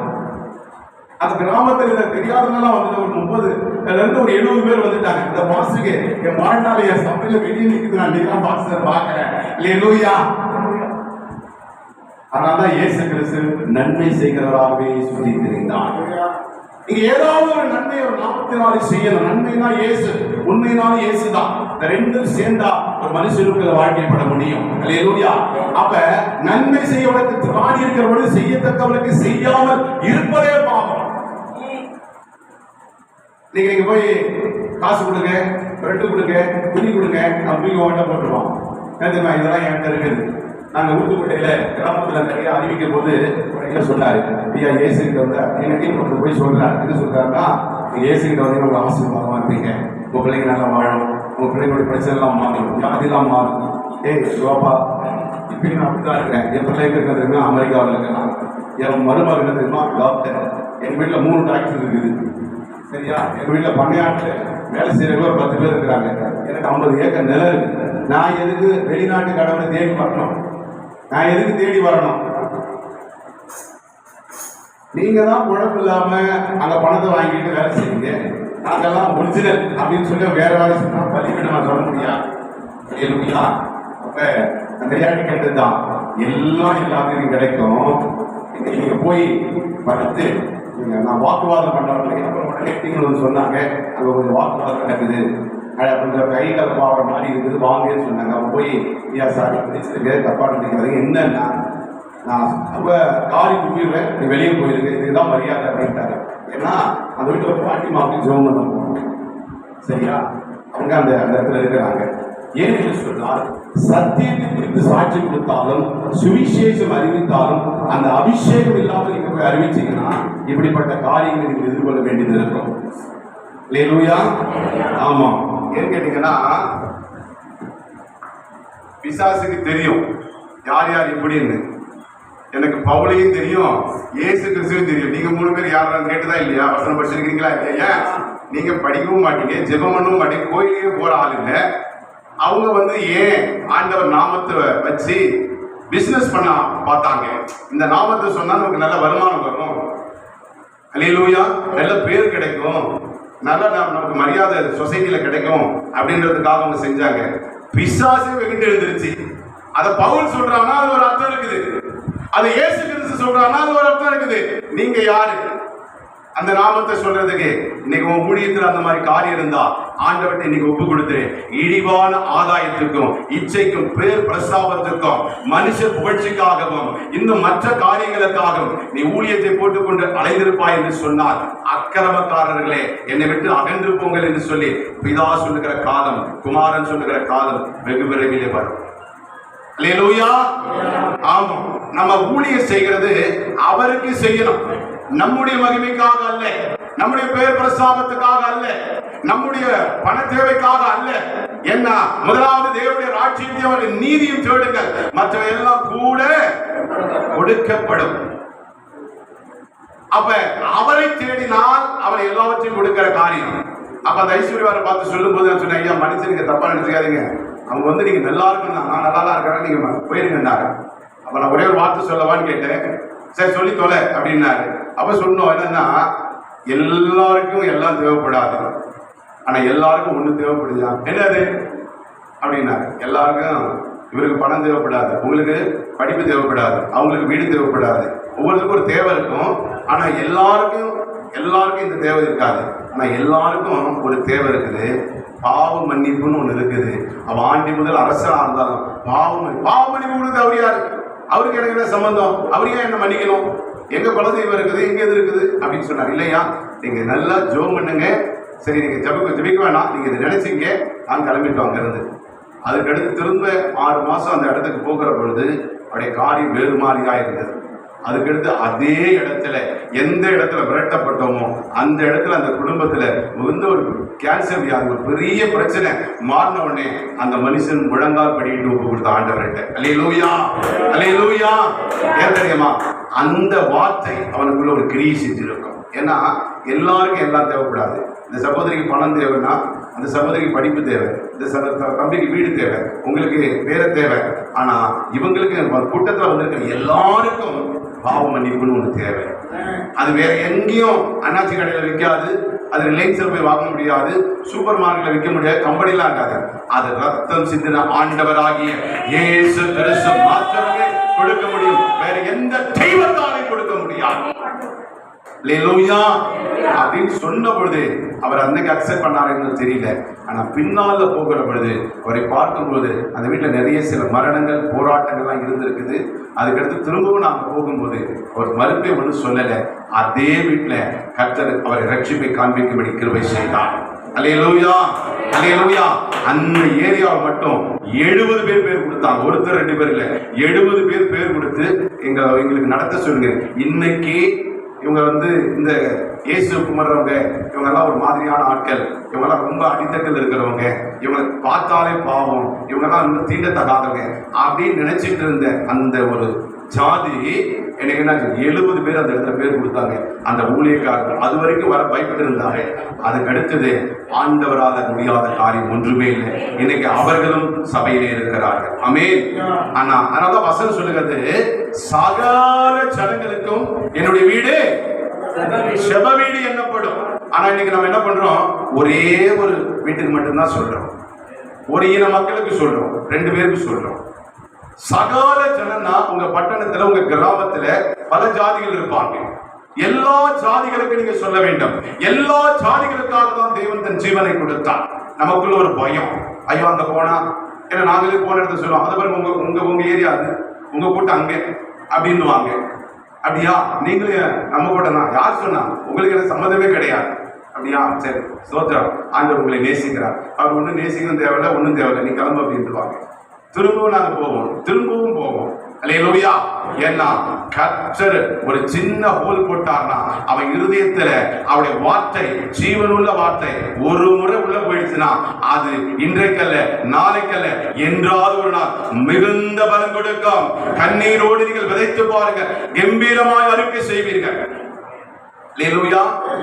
அப்ப அப்படிப்பட்ட காரியங்கள் இருக்கிறது. அப்ப ஏன் உங்க பகுதியில நீங்களும் சுவிசேஷம் அறிவிக்கிறீங்க, எல்லாம் பண்றீங்க, ஏன் ஆட்கள் வர மாட்டேங்கிறாங்க? சொல்லுங்க பாப்போம், சொல்லுங்க சொல்லுங்க பாப்போம். திறப்புல நிக்கிறதுனா என்ன? விசுவாசமான நார்மலான ஒரு கவர்மெண்ட் ஸ்கூல் ஜபம் விசுவாசத்தை ஜபம் மாட்டாங்க. ரெண்டாவது சாட்சியா இருக்க மாட்டாங்க. ஒரு சில என்ன சொல்றாங்க? சாட்சி இனி இல்லாத ஜபம், செத்தது செத்தால வச்சு நீங்க என்னதான் அடித்தாலும் எடுத்து வர மாட்டாங்க. இன்னொன்னு இருக்குது, சொந்த ஊர்ல தான் தீர்க்கதரிசிகள் என்ன பண்ணுவாங்க, சொந்த ஜனங்களாலே இயேசுவை பத்தி அவமானப்படுத்தினாங்க, ஏற்றுக்கொள்ள மாட்டாங்க. சரியா? சரி, இதெல்லாம் மீறி அவளை கர்த்தர் பக்கமாய் திருப்பணும்னா யார் திருப்புவா? யார் திருப்பணும்? நீங்கெல்லாம் ஊழியக்காரங்க தானே, சொல்லுங்க, யார் திருப்பணும்? மக்களை கர்த்தர் பக்கமா யார் திருப்பணும்? நம்ம எப்படி திருப்ப முடியும்? ஏன்னா விதைக்கிறவனாலும் அல்ல, நீர் பாய்ச்சனாலும் அல்ல, கர்த்தராலியாகும். அல்லேலூயா. குதிரையாகிய நீங்கள் நான் யுத்த நாளுக்கு ஆயத்தப்படுத்தப்பட்டிருக்கிறது. ஜெயமோ யாரால வருமா? கர்த்தரால வரும். இது ஏன் சபை? இது யாரும் சொல்லுங்க. பாச அதே சாப்பிட்டு சபைக்கு போறீங்களா? சொன்னா நீ பாதாளத்துக்கு தான் போக வச்சுக்க. மோசஸ் சபையா? நீ சொன்ன பாதாளத்துல கூட உனக்கு சீட்டு கிடைக்காது. ஆமா, அண்ட பாதாளம் ஐயா சொல்றாரு பாருங்க, அண்ட பாதாளம். அது இன்னும் அக்கினி கடை, கந்தர் கடை உள்ள. அல்லேலூயா. யோசேப்பு சொல்றா பாருங்க, இது யாருப்பா பிள்ளை? தேவனே நீர் கொடுத்த பிள்ளைகள், தேவன் எனக்கு கொடுத்த பிள்ளைகள். எல்லாமே பரலோகத்திலிருந்து வராது, எதுவும் பாவம். சரியா? அதனால எதை கேட்டாலும் சொல்லணும், என் தேவன் கொடுத்த பிள்ளை, என் தேவன் கொடுத்த ஊழியம், என் தேவன் கொடுத்த ஆத்மா, என் தேவன் கொடுத்த ஊழியக்காரன், என் தேவன் கொடுத்த உயர்வு. சில பேர் சொல்லுவாங்க, நான் எவ்வளவு கஷ்டப்பட்டு, நான் எவ்வளவுதான் இது பண்ணி, நான் உழைச்சி முன்னேறி இன்னைக்கு இப்படி இருக்கிற பெருமை பேசிக்கிட்டு இருப்பாங்க. பெருமை பேசுறேன், என்ன பெருமை பேசுறேன்னு ஒரே அடி அடித்த பொழுது அவன் விழுந்து என்ன ஆயிட்டான்? ஆமா, இது நான் கட்டின மகாபாபிலோன், நான் கட்டின சபை, நான் கட்டின ஊழியம், எனக்கு அப்படியாக்கும், எனக்கு ஆண்டவர் இப்படியாக்கும், நான் இப்படி வச்சிருக்கிறேன்னு சொன்ன ஒரே அடி. முன்னால இல்ல, எப்படி பெலிஸ்தீனை அடிச்சார், முன்னால தாவீது அடிச்சான், கர்த்தர் பின்னால இருந்து அடித்தார், அவன் எப்படி விழுந்தான்? வாழ்க்கை அப்படி விழுந்து விடும். பெருமை உள்ளவனுக்கு தேவன் என்ன அடிக்கிறாராம்? எதிர்த்து நிற்கிறார். அல்லேலூயா, அல்லேலூயா. தாழ்மை உள்ளவர்களுக்கு கிருபை அளிக்கிறார். வாழ்க்கையில எல்லாம் அவராலே, அவராலே, அவராலே, அவராலே. அவர் பெருகவும் நான் சிறுகணும், அவர் உயரணும் நான் தாழணும். ஏன் உங்களை என்ன பெருக கூடாதுன்னு சொல்றாரு தெரியுமா?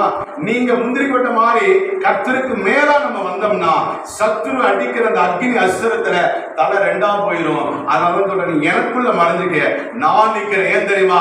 அவருடைய நாமம் யுத்தத்தில் வல்லவராய் இருக்கிறார். உனக்கு முன்பாக இருக்கிற தடைகளை உடைத்து போடுகிறவர். மேகா 2:13 சொல்லுகிற வார்த்தையின்படி உனக்கு முன்பாக இருக்கிற மரண யோர்தானை பின்னிட்டு போக செய்கிறவன். செங்கடலை ரெண்டாக பிளக்கிறவர், வெட்டாந்தரையிலே ஜனங்களை நடத்தி கொண்டு போய் கரையேற்றினது போல இதோ இதுவரைக்கும் வராது பார்வோன் பிடித்து வைத்திருந்த ரட்சிக்க கூடாதபடிக்கு சபைக்கு வரக்கூடாதபடிக்கு எப்படி பார்வோன் ஜனங்களை கடினப்படுத்தி வைத்திருந்தானோ, நீ கர்த்தருக்கு முன்பாய் நிற்கிறவராய் இருந்தாய் என்று சொன்னார். உன் வாயிலே கர்த்தர் வல்லமையை வைப்பார், உன் கண்களிலே அபிஷேகம் பெருகும், உன் கரங்களிலே கர்த்தருடைய வல்லமை பெருகும், உன் பாதத்திலே அவருடைய வெண்கல பாதமாய் இருக்கும், உன் நாவிலே அக்கினிமயமான வார்த்தைகள் புறப்படும். அப்பொழுது பார்வோன் திடுக்கிடுவான், சம்பித்து போவான், பார்வோன் சேனைகள் நடுங்கும். அது இல்லாம ஊழியம் செய்யற தகர டப்பாவை தட்டிக்கிட்டு சும்மா வானத்தை பார்த்து சிலம்பம் பண்ணிக்கிட்டு ஒரு பேருக்கு அடையாளத்துக்கு ஒரு பேர் எழுதி வச்சுக்கிட்டு யா ஊழியம் சொன்னா கடைசியில யா ஊருக்கு தான் போகணும், மெய்யூருக்கு போக முடியாது. எங்க தான் போகணுமா? பொய்யூருக்கு தான் போகணும். சொல்லுங்கப்பா. ஆமா, அதான் ஆண்டவர் தனக்காக திறப்பிலே நிற்கிற ஒருவரை தேடுகிறார். உங்கள்படி என்படி இல்ல. ஏன்னா நமக்கு ஒரு திட்டம் இருக்கும், நமக்கு ஒரு தரிசனம் இருக்கும். அது இல்ல, அவர் என்னை எதிலே ஏற்படுத்தினாரோ, எந்த இடத்துல வைக்கிறாரோ, எப்படி போக சொல்லுகிறாரோ அப்படியே நான் போகிற பொழுது அவர் தள்ளிக்கிட்டு போற காத்துல அப்படியே முன்னேறிடுவோம். நீங்க கஷ்டமே பட வேண்டாம். நீ ஊழியத்தை செஞ்சா, உன் திட்டத்தை போட்டு செஞ்சா, உன்னுடைய மூளையை வச்சு செஞ்சா, உன்னுடைய உலகத்துடைய இன்ஃபுளுன்ஸ் வச்சு செய்தா, இன்னும் மற்றவங்களுடைய கைலாக கொடுத்து வச்சு செஞ்சா, இந்த ஏலகிரி மலையில எதிரில் ஏறுற மாதிரி தான். ஏறது பெருசா இறங்குறது பெருசா? ஆமா, நம்ம ஆவிக்குரிய வாழ்க்கையில ஏறணும், ஆனா எதிர்ப்புல நாம் இறங்குறவர்களா இருக்கிறோம். கர்த்தர் ஏன்னா தன்னுடைய வலது கரத்தினாலே அவர் அந்த வலது கரத்தில் நம்ம அணைக்கிற பொழுது அந்த ஊழியம் அப்படியே போயிடும். ஏன் தெரியுமா? உங்க எதிரான எத்தனை செங்கடம் வந்தாலும் கர்த்தர் யுத்தம் பண்ணுவார். அவருக்கு முன்பாக ஒருவனாலும் நிற்க முடியாது. இசைக்கேலுக்கு ஏன் இந்த இசைக்கேல் காரியத்தை வீட்டுல போய் படிச்சு பாருங்க. அதுல பரிதானம் வாங்குறவங்க மத்தியில் இருக்கிறான், பொய் சொல்ற ஊழியக்காரன் இருக்கிறான், தாய் தகப்பனை அடிக்கிறவன் இருக்கிறான், பிராது பண்றவன் இருக்கிறான், பரிதானம் வாங்குறவன் இருக்கிறான். இவனை நான் அழிக்கணும், இந்த இஸ்ரவேல் ஜனங்களை மடங்கடிக்கணும், இந்த ஜனங்கள் எனக்கு அருவருப்பா இருக்கிறது என்று சொல்லி ஆண்டவர் இந்த இசைக்கேலுக்கு வீட்டுல போய் படிச்சு பாருங்க. நேரம் இல்லை. அப்ப இதுல இவர்களுக்கு விரோதமாய் கர்த்தர் கோபம் கொள்ளுகிறார். ஆனாலும் கோபம் கொண்டாலும் கர்த்தர் ஒரு பக்கம் மனதிறங்கி இவர்களுக்காய் துறப்பிலே நிற்கவும் சுவரை அடைக்கத்தக்கமாக ஒருவரை தேடுகிறார். அங்க ஒருத்தரை காணும். இசைக்கேல் வந்து நிற்கிறான். திறப்புல நிற்கிறது என்ன தெரியுமா? நம்ம ஊர்ல மதுக்கு இருக்கு பாருங்க, ஏரிக்கரை மதுக்கு இருக்குமா? வெள்ளம் வந்துட்ட உடனே கம்மாயில இருந்து என்ன பண்ணுவாங்க, பயிருக்கு திறந்து விடும் போது அந்த தண்ணியெல்லாம் சட்ட அடைச்சு வரும். அந்த சட்டம் மூடினீங்கன்னா அது எவ்வளவு எதிர்த்து வந்தாலும் அப்படியே நின்றுடும். அது மாதிரி நீ திறப்புல நிக்கிறது என்ன தெரியுமா? உன் ஜீவனே போனாலும் சரி, யோபுவை போல எல்லாம் இழந்து நடுத்தருவேல நின்றாலும் சரி, என்னை கொன்று போட்டாலும் என்னை கொன்று போட்டால் உண்மையில நம்பிக்கை வைப்பான். அப்ப எத்தனை பிரச்சனை வரும். RSS காரன் வரான், ஆவாரம் பூக்காரன் வரான், பூம்பு மாட்டக்காரன் வரான், குடுகுடுப்புக்காரன் வரான். குடுகுடுப்புக்காரனுக்கு பயப்பட வேண்டிய அவசியம் கிடையாது. வானத்தையும் பூமியை உண்டாக்கிற சர்வ வல்லமையுள்ள தேவனாகிய கர்த்தருடைய கரம் உங்கள் மேல என் மேல இருந்தா உங்களை தொடுகிறவன், உன்னை தொடுகிறவன் என் கண்மணியை தொடுகிறான். உனக்கு விரோதமாக எழுபவரை கர்த்தர் மடங்கடிப்பார். ஒரு வழியா வருவான், 7 வழியா கர்த்தர் அடிப்பார். யார் தெரியுமா? அவருக்கு முன்பாக நிற்கிறவருக்கு. அல்லேலூயா. ஆபிரகாமுடைய புத்தகத்தை வாசிப்பார். ஆதியாகமம் 18:22 வாசிப்பாருங்க. கர்த்தருக்கு முன்பாக நின்று கொண்டிருந்தான். ஆபிரகாமும் பின்னும் கர்த்தருக்கு முன்பாக நின்று கொண்டிருந்தான். இந்த சங்கதி உங்களுக்கு தெரியும். அதாவது சோதோம் கொமோரா பட்டணத்தை அழிக்க போகிறார். அப்பொழுது ஆபிரகாமுக்கும் ஆண்டவருக்கும் அந்த காரியங்கள் எல்லாம் நடந்து கொண்டிருக்கிறது, கான்வகேஷன் நடந்து கொண்டிருக்கிறது. அப்ப ஆபிரகாம் கர்த்தருக்கு முன்பாக நின்று கொண்டிருக்கிறார். ஆண்டவர் அங்க அழிப்பதற்கு தூதர்களை அனுப்ப ஆயத்தமாகிறார். ஆனால் ஆபிரகாம் கர்த்தருக்கு முன்பாக நிற்கிறவனாய் இருந்ததுனால தன் சிநேகிதன் என்று அழைக்கப்படுகிற ஆபிரகாம் இடத்துல ஆண்டவர் ஒன்றையும் மறைத்ததில்லை. அதனாலதான் ஏன் தெரியுமா? அவருடைய சொந்த உறவு லோத் அங்க இருக்கிறான். அதனால ஆபிரகாம் கர்த்தர் சொல்றாரு. அப்ப இவனுக்கு உடனே என்ன வருது? ஐயோ, நம்ம சொந்தம், நம்ம ரத்த பந்தம் ஒருத்தவங்க இருக்கிறானே, யாரு? லோத் இருக்கிறானே. ஏன்னா ஆபிரகாமுக்கு அதான் ஃபர்ஸ்ட் வந்திருக்கும். மற்ற சோதோம் குமோரா மக்களுக்காக அவன் பரிதாபப்படவில்லை. அல்லேலூயா. அப்ப இந்த உலகத்துல, இந்த பூமியில, இந்த பட்டணத்துல, இந்த கிராமத்துல ஒரு சொந்த பந்தங்கள் நின்று கொண்டிருக்கிறது.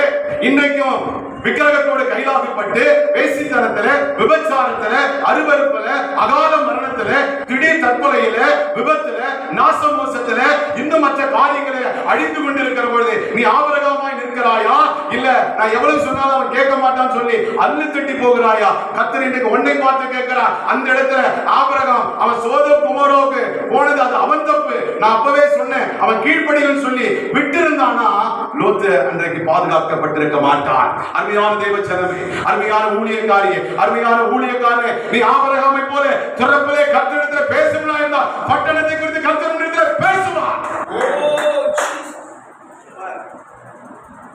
நீ ஆபிரகாமா இல்லாம இருந்தினா கர்த்தர் உன்னோடு பேச மாட்டார். அல்லேலூயா. ஆபிரகாம் மறைச்சாரா? மறைக்கல. ஏன்? உங்க ஏரியாவில் எத்தனை இது வருது பாருங்க. ஊர்னு வரும் பாருங்க. ஆம்பூர், வேலூர், இதெல்லாம் என்ன? ஊர் என்ற கல்தேயர் பட்டணத்திலிருந்து ஆபிரகாமையுடைய தகப்பனாகிய தேராவை கர்த்தர் அழைக்கிறார். அவனுடைய பிள்ளையாகிய ஆபிரகாமை பரமகாரனுக்கு அழைக்கிறார். ஊருன்னா விக்கிரக பட்டணம் நிறைந்த பட்டணம். அல்லேலூயா. ஊரு நிறைய வரும். போரூர், பேரூர், அந்த ஊர், இந்த ஊருன்னு வரும் பாருங்க. அதெல்லாம் என்னன்னு கேட்டீங்கன்னா விக்கிரகங்கள் நிறைந்த இடம். ஊர் கூடி ஒன்று சேர்ந்து என்ன பண்ணுவாங்களா? ஊர் கூடி ஒன்று கூடி என்ன பண்ணுவாங்களா? தெரியாத மாதிரி இருக்கிறீங்களா? ஊர் கூடி என்ன இழுப்பாங்க? தேர் இழுப்பாங்க. ஐயா, தேர் இழுப்பாங்களா, இழுக்க மாட்டாங்களா? கேட்டிருக்கீங்களா இல்லையா? அப்ப ஊர் என்ற இடத்துல எல்லாம் விக்கிரகங்கள் ரொம்ப பலமா இருந்திருக்கிறது. பட்டணம் என்ற இடம் எல்லாம் நீங்க பாருங்க, நிறைய பட்டணம் பேர் வரும். அந்த இடத்தெல்லாம் பாருங்க, விபச்சாரம் அதிகமா இருந்திருக்கும், பொல்லாதவர்கள் அதிகமா இருந்திருப்பாங்க. அல்லேலூயா. அதே மாதிரி பேட்டைன்னு வரும் பாருங்க. ராணிப்பேட்டை, குறுக்குப்பேட்டை, இந்த பேட்டையெல்லாம் வருது பாருங்க. அங்க எல்லாம் தொழிலாளிகள் அதிகமா இருக்கிற இடம். அல்லேலூயா. தொழிலாளிகள் நிறைய தொழிலாளிகள் இருப்பாங்க. அப்ப ஒவ்வொரு இடத்துக்கும் ஆண்டவர் ஒரு காரியங்களை வைத்துதான் அங்க இடங்களை வைக்கிறார். அப்ப நீங்க வயல்வெளிக்கு போகிற பொழுது ஆண்டவர் பாருங்க, நம்முடைய வாழ்க்கையில நம்முடைய வாழ்க்கையில நடக்கிற அந்த காரியங்களுக்குள்ளே சத்தியத்தை வைத்திருக்கிறார். நம்முடைய படைப்பே ஒரு சுவிசேஷம். தெரியுமா உங்களுக்கு? நீங்க வேற எங்கேயும் போய் பார்க்க வேணாம். உங்களை நீங்க கண்ணாடியில பார்த்தாலே ஒவ்வொரு அவயத்திலும் சுவிசேஷம் இருக்கு. தெரியுமா உங்களுக்கு? ஒவ்வொரு அவயத்திலும் ஒரு ரட்சிப்பு இருக்கு. தெரியுமா உங்களுக்கு?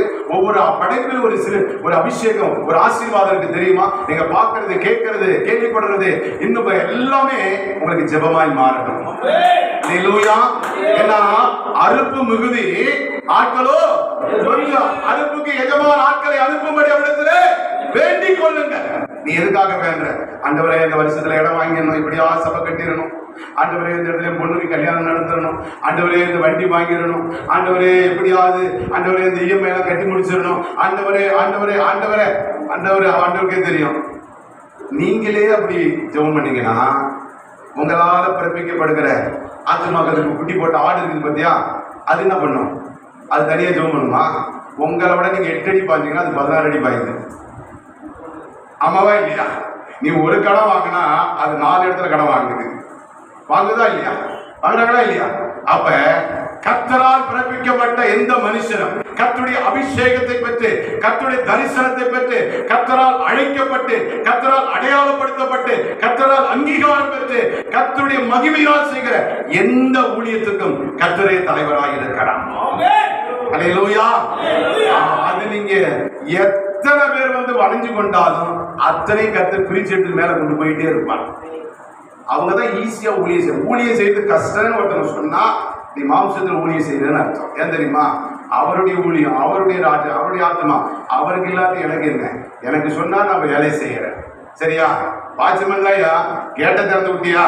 அந்த கார் என்ன கலரு, எவ்வளவு வாங்கினார், எவ்வளவு பெட்ரோல் போட்டோம் வாங்கினது இல்லை. அது எஜமானுடைய வேலை. அவர் வீட்டுக்குள்ள எதை வைக்கணும், வெளியில எங்க வைக்கணும், பாத்ரூம்ல எங்க வைக்கணும், நடு வீட்டுல எங்க வைக்கணும், ஹால்ல எதை வைக்கணும், எஜமானுக்கு தெரியும். வாட்ச்மேனுக்கு அந்த கவலை வேணாம், போஸ்ட்மேனுக்கு அந்த கவலை வேணாம், வேலைக்காரனுக்கு அந்த கவலை வேணாம். வேலைக்காரனுக்கு கூலி உண்டு, ஊழியக்காரனுக்கு அதுக்கான உத்தியோகம் உண்டு. உத்தியோகத்துக்குரிய உங்களுக்கு தேவையானதை கர்த்தர் கொடுப்பார். ஆனா அதை காட்டிலும் கர்த்தர் நம்மை அவருடைய மனவாட்டியாய் பார்க்கிறார். அப்பா பிதாவே புத்திர சுவிகாரத்தை கடந்து மனவாட்டியாய் பார்க்கிறார். மனவாட்டினா கர்த்தருக்கும் அந்த வாலிப வயதுல கணவன் அதாவது பிள்ளைங்க திருமணம் ஆவதற்கு முன்பாக ஒரு அன்பு செலுத்துகிற அந்த அன்பிலே கர்த்தர் உங்களை என்னை பார்க்கிறார். உன்னத பாட்டுல சொல்றார், என் பிரியமே, என் ரூபவதியே, நீ எழுந்து வா, உன் புறா கண்களை தூங்க ஒட்டாத, உன் நதியளவு கண்ணீர் விடு. நம்ம வா போய் அலைந்து தெரிந்து எங்க வயல்வெளியை சுத்தி தெரியலாம். வயல்வெளியை நீங்களே இங்க இருக்கிறவங்களே டிவியில பார்த்துதான் இப்ப நிறைய தெரிஞ்சுக்கிறீங்க. வழக்கு பட்டணத்துல வயல்வெளி கேட்டாலே தெரிய மாட்டேங்குது. ஏன் தெரியுமா? ஆண்டவர் கிராமங்களை அதிகமாய் நேசித்தார். அல்லேலூயா. நீங்க நல்லா பாருங்க, ஆண்டவர் காலையில இருந்து சாயந்தரம் வரைக்கும் எருசலேம் பட்டணத்துல ஊழியம் செய்வார். ஆனால் இரவுல கெத்செமனேல போய் ஜெபிப்பார். ஒரு நாளும் பட்டணத்துல இயேசு தங்கிறதே கிடையாது. அந்த பட்டணத்துக்கு நான் 10 முறை போயிட்டு வந்திருக்கிறேன். சரித்திர குறிப்பில படிச்சிருக்கிறோம், நம்ம வேதத்துல படிச்சிருக்கிறோம். ஏன் தெரியுங்களா? அவர் வயல்வெளியிலே தங்க விரும்புகிற தேவன். அல்லேலூயா. அவர் செப தோட்டத்திலே தங்க விரும்புகிற தேவன். அதுதான் முதலா ஆதாமி ஏவாளை படைத்த பொழுதே, அவரை உருவாக்கின பொழுதே அவரோடு வந்து சம்பாஷிக்கிறார், பேசுகிறார். அதனாலதான் ஆதாமை காட்டிலும் ஆபிரகாம், ஈசாக்கு, யாக்கோபு என்ற முற்பிதாக்களை காட்டிலும், ஆதி தகப்பன் ஆதாமை காட்டிலும், முற்பிதாக்களாகிய ஆபிரகாம், ஈசாக்கு, யாக்கோபை காட்டிலும், அவருடைய அப்போஸ்தலரை காட்டிலும் உங்களையும் என்னை கர்த்தர் இன்னும் அதிகமாய் நேசிக்கிறார். இவங்க எல்லாம் போய் இளைப்பாறிட்டு இருக்கிறாங்க. ராஜ்யம் இன்னும் வரல, கர்த்தருடைய வருகை வரல. ஒரு முக்கியமான விஐபி அந்த சந்ததி, எவன சந்ததி? நீங்களும் நானும் பூலோகத்தில் இருக்கிறோம். நம்ம போனாதான் பரலோகம் நிறைவு பெறும். பரலோகம் நமக்காக காத்திருக்கிறது. அல்லேலூயா. அப்ப நம்ம அங்க தனியா போக கூடாது.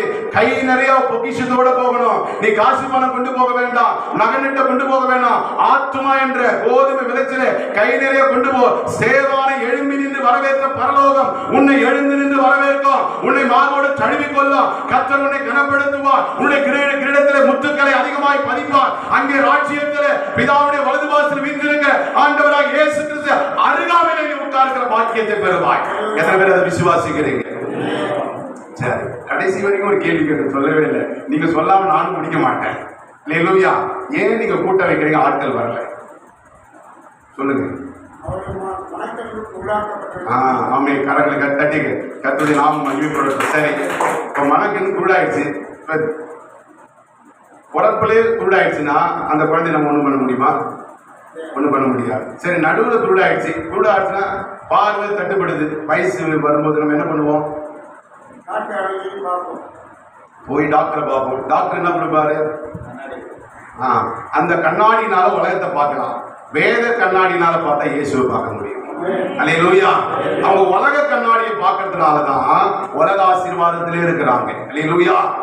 வேத கண்ணாடியில பார்த்தான்னா வேதத்தின் வெளிச்சமாக இயேசு கிறிஸ்துவை பார்க்க முடியும். அதுதான் அவருடைய நாமம். அல்லேலூயா. அதனால்தான் இயேசு என்று சொன்னார் மன்னிக்கிறவர், இறங்குகிறவர், அல்லேலூயா, மன்னிப்பு கொடுக்கிறவர். இயேசுவால மாத்திரம் தான் முடியும். அதான் அவன் கேட்கிறானே கேட்கலையோ, சமயம் வாய்த்தாலும் வாய்க்காவிட்டாலும் திருவசனத்தை போதித்து விடு. அந்த இயேசு என்ற ஒரு விதையை போட்டான். ஒரு நாள் அது 30, 60, 100 பலன் கொடுக்கும். அதுக்கு முன்னாடி உலகத்துல எத்தனையோ ராஜாக்கள், பிரபுக்கள் பேர்லாம் போட்டான்.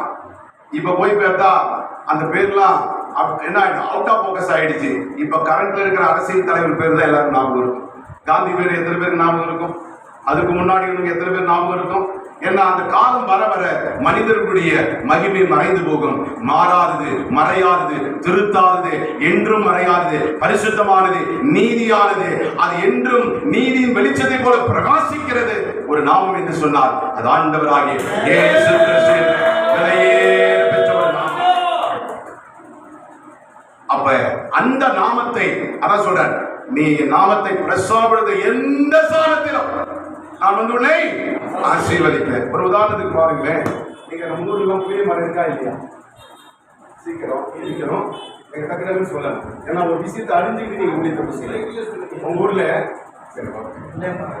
புளிய மரம் இருக்குதா இல்லையா? புளிய மரத்துல ஊர்ல என்ன பண்ணுவீங்க? புளியாம்பழம் பறிக்கிறது தெரியுமா? புளிய மரத்துல என்ன பண்ணுவீங்க, ஆல மரத்துல என்ன பண்ணுவீங்க, அரச மரத்துல என்ன பண்ணுவீங்க? இல்லை நீங்க சிட்டியில இருக்கிறீங்கன்னு நினைக்கிறேன். துணி கட்டுவாங்க, ஆணி அடிச்சு பேய் பிசாசை வச்சு அதை வச்சு அடிப்பாங்களா இல்லையா? அடிக்கிறாங்களா இல்லையா? அரச மரத்துல என்ன கட்டுவாங்க? அது கட்டுவாங்க, அது எல்லை வரும். இன்னொன்னு கட்டுவாங்க, இந்த மாடு குட்டி போட்டா, ஆடு குட்டி போட்டா அது உறுப்பு இருக்கு பார்த்தீங்களா, அது என்ன சொல்லுவாங்க, அதை கொண்டு போய் கட்டுவாங்க. ஏன் தெரியுமா? காத்து கருப்புக்கு அது உகந்தது. அதான் பெண்கள் தீட்டுப்பட்டா வெளியே போகாத, காத்து கட்டு அண்ணிடும். பெண்ணுங்க வீட்டில் இருந்தாலும் உலகையை போடுவாங்க, வேற என்னெல்லாம் போடுவாங்கல்ல, வருமா இல்லையா? கேள்விப்பட்டீங்களா இல்லையா? நானும் கிராமத்துல இருந்து வந்தேன், எனக்குலாம் தெரியும். அக்காமா இருக்கீங்களா, அதை வச்சிருக்கிறாங்க. உலகை போடுவாங்க, வேப்பிலை வைப்பாங்க, வேற அந்த சாமி வைப்பாங்க, அதெல்லாம் வைப்பாங்க. ஏன்னா அந்த கெட்ட ரத்தத்துக்கு எந்த ஆவி வருமா? கெட்ட ஆவி வரும்.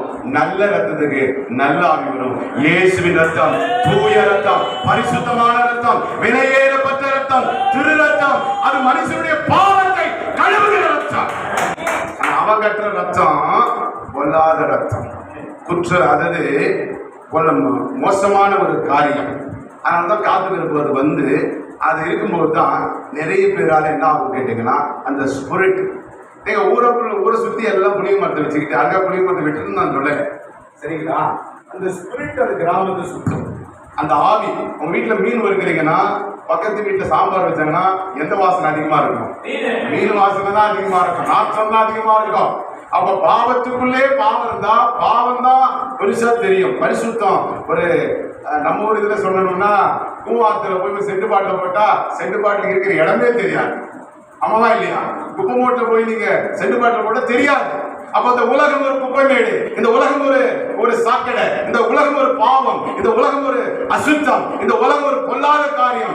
அதனாலதான் ஆண்டவர் நேரடியாக தொடர்பு கொள்ள முடியாது. அதற்கு மத்தியில வானத்துக்கும் பூமிக்கும் கீழாய் இருக்கிற மக்களுக்கு வேத வார்த்தை சொன்னீங்க பார்த்தீங்களா, அந்த வார்த்தை என்ற நாமத்தை வாங்கி நீங்கள் அவர் கொடுக்கிற பொழுது ஒரு கனெக்ஷன் பரலோகத்துக்கும் பூலோகத்துக்கு ஏற்படும். அப்பொழுதுதான் அவர்கள் மனக்கண்கள் திறக்கப்படும், அப்பொழுதுதான் அவர்கள் ரட்சிக்கப்படுவார்கள், அப்பொழுதுதான் அவருடைய பாரம்பரியங்கள் அழிக்கப்படும்.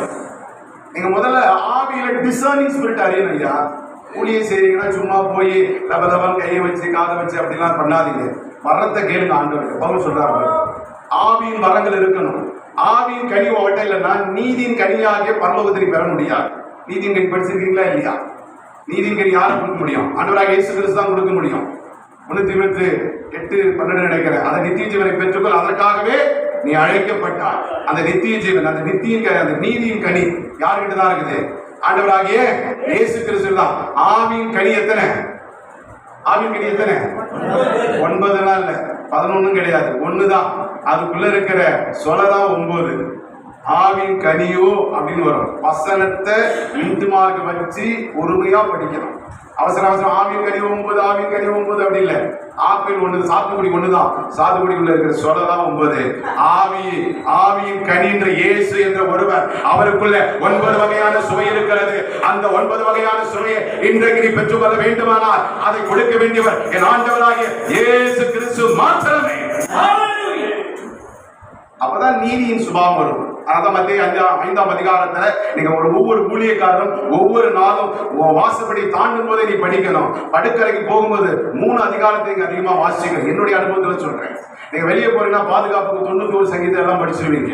அதே மாதிரி பாத்தீங்கன்னா ஆசீர்வாத உபாகம் 28:1-14 ஆசீர்வாதம் படிப்பாங்க. பின்னாடி வண்டியா வரும் சாபம், அதையும் படிக்க கொஞ்சம் நீங்க போயிட்டு. அது இல்லாம படுக்கறைக்கு நீங்க போகிறதுக்கு முன்பாக மத்தேயு புத்தகம் 5ஆம் அதிகாரத்துல அந்த 12 பேர் யார் யாரெல்லாம் ராஜ்யத்துக்கு போக முடியும்னு இருக்கும். கலாத்தியர் புத்தகத்துல இன்னும் மற்ற புத்தகத்துல யார் யாரெல்லாம் ராஜ்யத்துக்கு போக முடியாதுன்னு ஒரு காரியம் இருக்கும். இதை நீங்க உய்த்து ஆராய வேண்டும். நம்முடைய சமகாலத்தில் இருந்த அருமையான ஐயா ஏசி சுந்தரம் ஐயா அவங்க வாழ்நாள்ல எத்தனை ஊழியத்துக்கு போயிட்டு வந்தாலும் அவங்க உய்த்து ஆராய்வாங்க. அவருடைய சரித்திரத்தை நான் படிச்சிருக்கிறேன், கேள்விப்பட்டிருக்கிறேன், சொல்லியிருக்கிறாங்க. எவ்வளவு பிஸியா போனாலும் சரி, ஆண்டவரே இன்னைக்கு நான் படுக்கறைக்கு போக போறேன், இன்னைக்கு ஒருவேளை நைட்டு 1 மணிக்கு வரைக்கும் வந்துட்டா ஏதாவது ஒரு காரியம் தான், நீங்க விட்டு போயிடக்கூடாது அப்படின்னு சொல்லி அப்படி ஏதாவது இருந்தா அந்த நைட்டு 3 மணிக்கு படுக்கிறாரோ, 5 மணிக்கு படுக்கிறாரோ, 10 மணிக்கு படுக்கிறாரோ, எப்பயும் படுக்கிறாரோ, ஆண்டவர்கிட்ட உய்த்து ஆராய்ந்து ஒவ்வொருவாயிட்டு தான் படுப்பாராம். அல்லேலூயா, அல்லேலூயா, அல்லேலூயா. ஆமா, ஏன்னா வசனம், அதுக்கு எல்லாமே வசனம் இருக்குது. முடிவறிந்து நிலைத்து நிற்பவனே ரட்சிக்கப்படுவான். 7 படியை பத்தி சொல்றோம். அந்த 7 படி முதல் நம்ம கிட்ட இருந்தாதான் விசுவாசிக்கிட்ட இருக்கும். அந்த 7 படியில நிலைத்து நிற்கணும். 6 படி வரைக்கும் எல்லாம் கடந்து, நிறைய பேர் கடந்து போயிடுவாங்க. நிலைத்து நிற்கிறவன் தான், முடிவு வரைந்து அதையும் நிலைத்து நிற்கிறவன் தான் ரட்சிக்கப்பட முடியும். அல்லேலூயா. அப்ப கர்த்தருடைய நாமத்துக்கு மகிமை உண்டாவதாக. அப்ப இந்த நாட்களில ஆபிரகாமை அழைத்தது போல, மோசேயை அழைத்தது போல கர்த்தர் உங்களை அழைத்திருக்கிறான்னா ஒரு நோக்கம் இருக்கு. அப்ப அந்த பட்டணத்தை குறித்து இவ்வளவு காரியம் இருக்குதுன்னா நீங்க ஆவிக்குரிய வரங்களை பெற்றிருக்க வேண்டும். Discerning spirit. ஒரு பொண்ணு வந்து பேசுது, ஒரு பையன் வந்து பேசுறான், ஒரு பிரதர் வந்து பேசுறாங்க. ஒரு பட்டணத்துக்குள்ள போறீங்க, ஒரு வீட்டுக்குள்ள போனீங்கன்னா உங்களுக்கு வீட்டுக்குள்ள போய் மாம்சத்துல ஒரு வீட்டுல கருவாட்டு குழம்பு வைக்கிறாங்க, இல்ல கறி குழம்பு வைக்கிறாங்க. எது நமக்கு வெளிப்படுத்துது? எது நமக்கு வெளிப்படுத்துது? எது வெளிப்படுத்துது? கண்ணா, காதா, மூக்கு. அப்ப சுவாசம் ரொம்ப முக்கியம். அப்ப உங்களுக்கு ஸ்மெல் பண்ண தெரியணும். இந்த இடத்துல விபச்சார ஆவி இருக்குது, இந்த இடத்துல திருட்டுத்தன ஆவி இருக்குது, இந்த இடத்துல கொலகார ஆவி இருக்குது, இங்க ரத்த சிந்தனை, பொல்லாத ரத்த சிந்தனை ஆவி இருக்குது, இங்க விக்கிரகாராதனை இருக்குது, இங்க எரிஞ்சு போன தற்கொலை ஆவி இருக்குது, இந்த பட்டணத்துல விக்கிரகக்காரி இருக்கிறது. இந்த ஆவிகளை எந்த பூட்டுக்கு எந்த சாவி போட்டா திறக்க தெரியணுன்றது உங்களுக்கு எனக்கு தெரிஞ்சாதான்.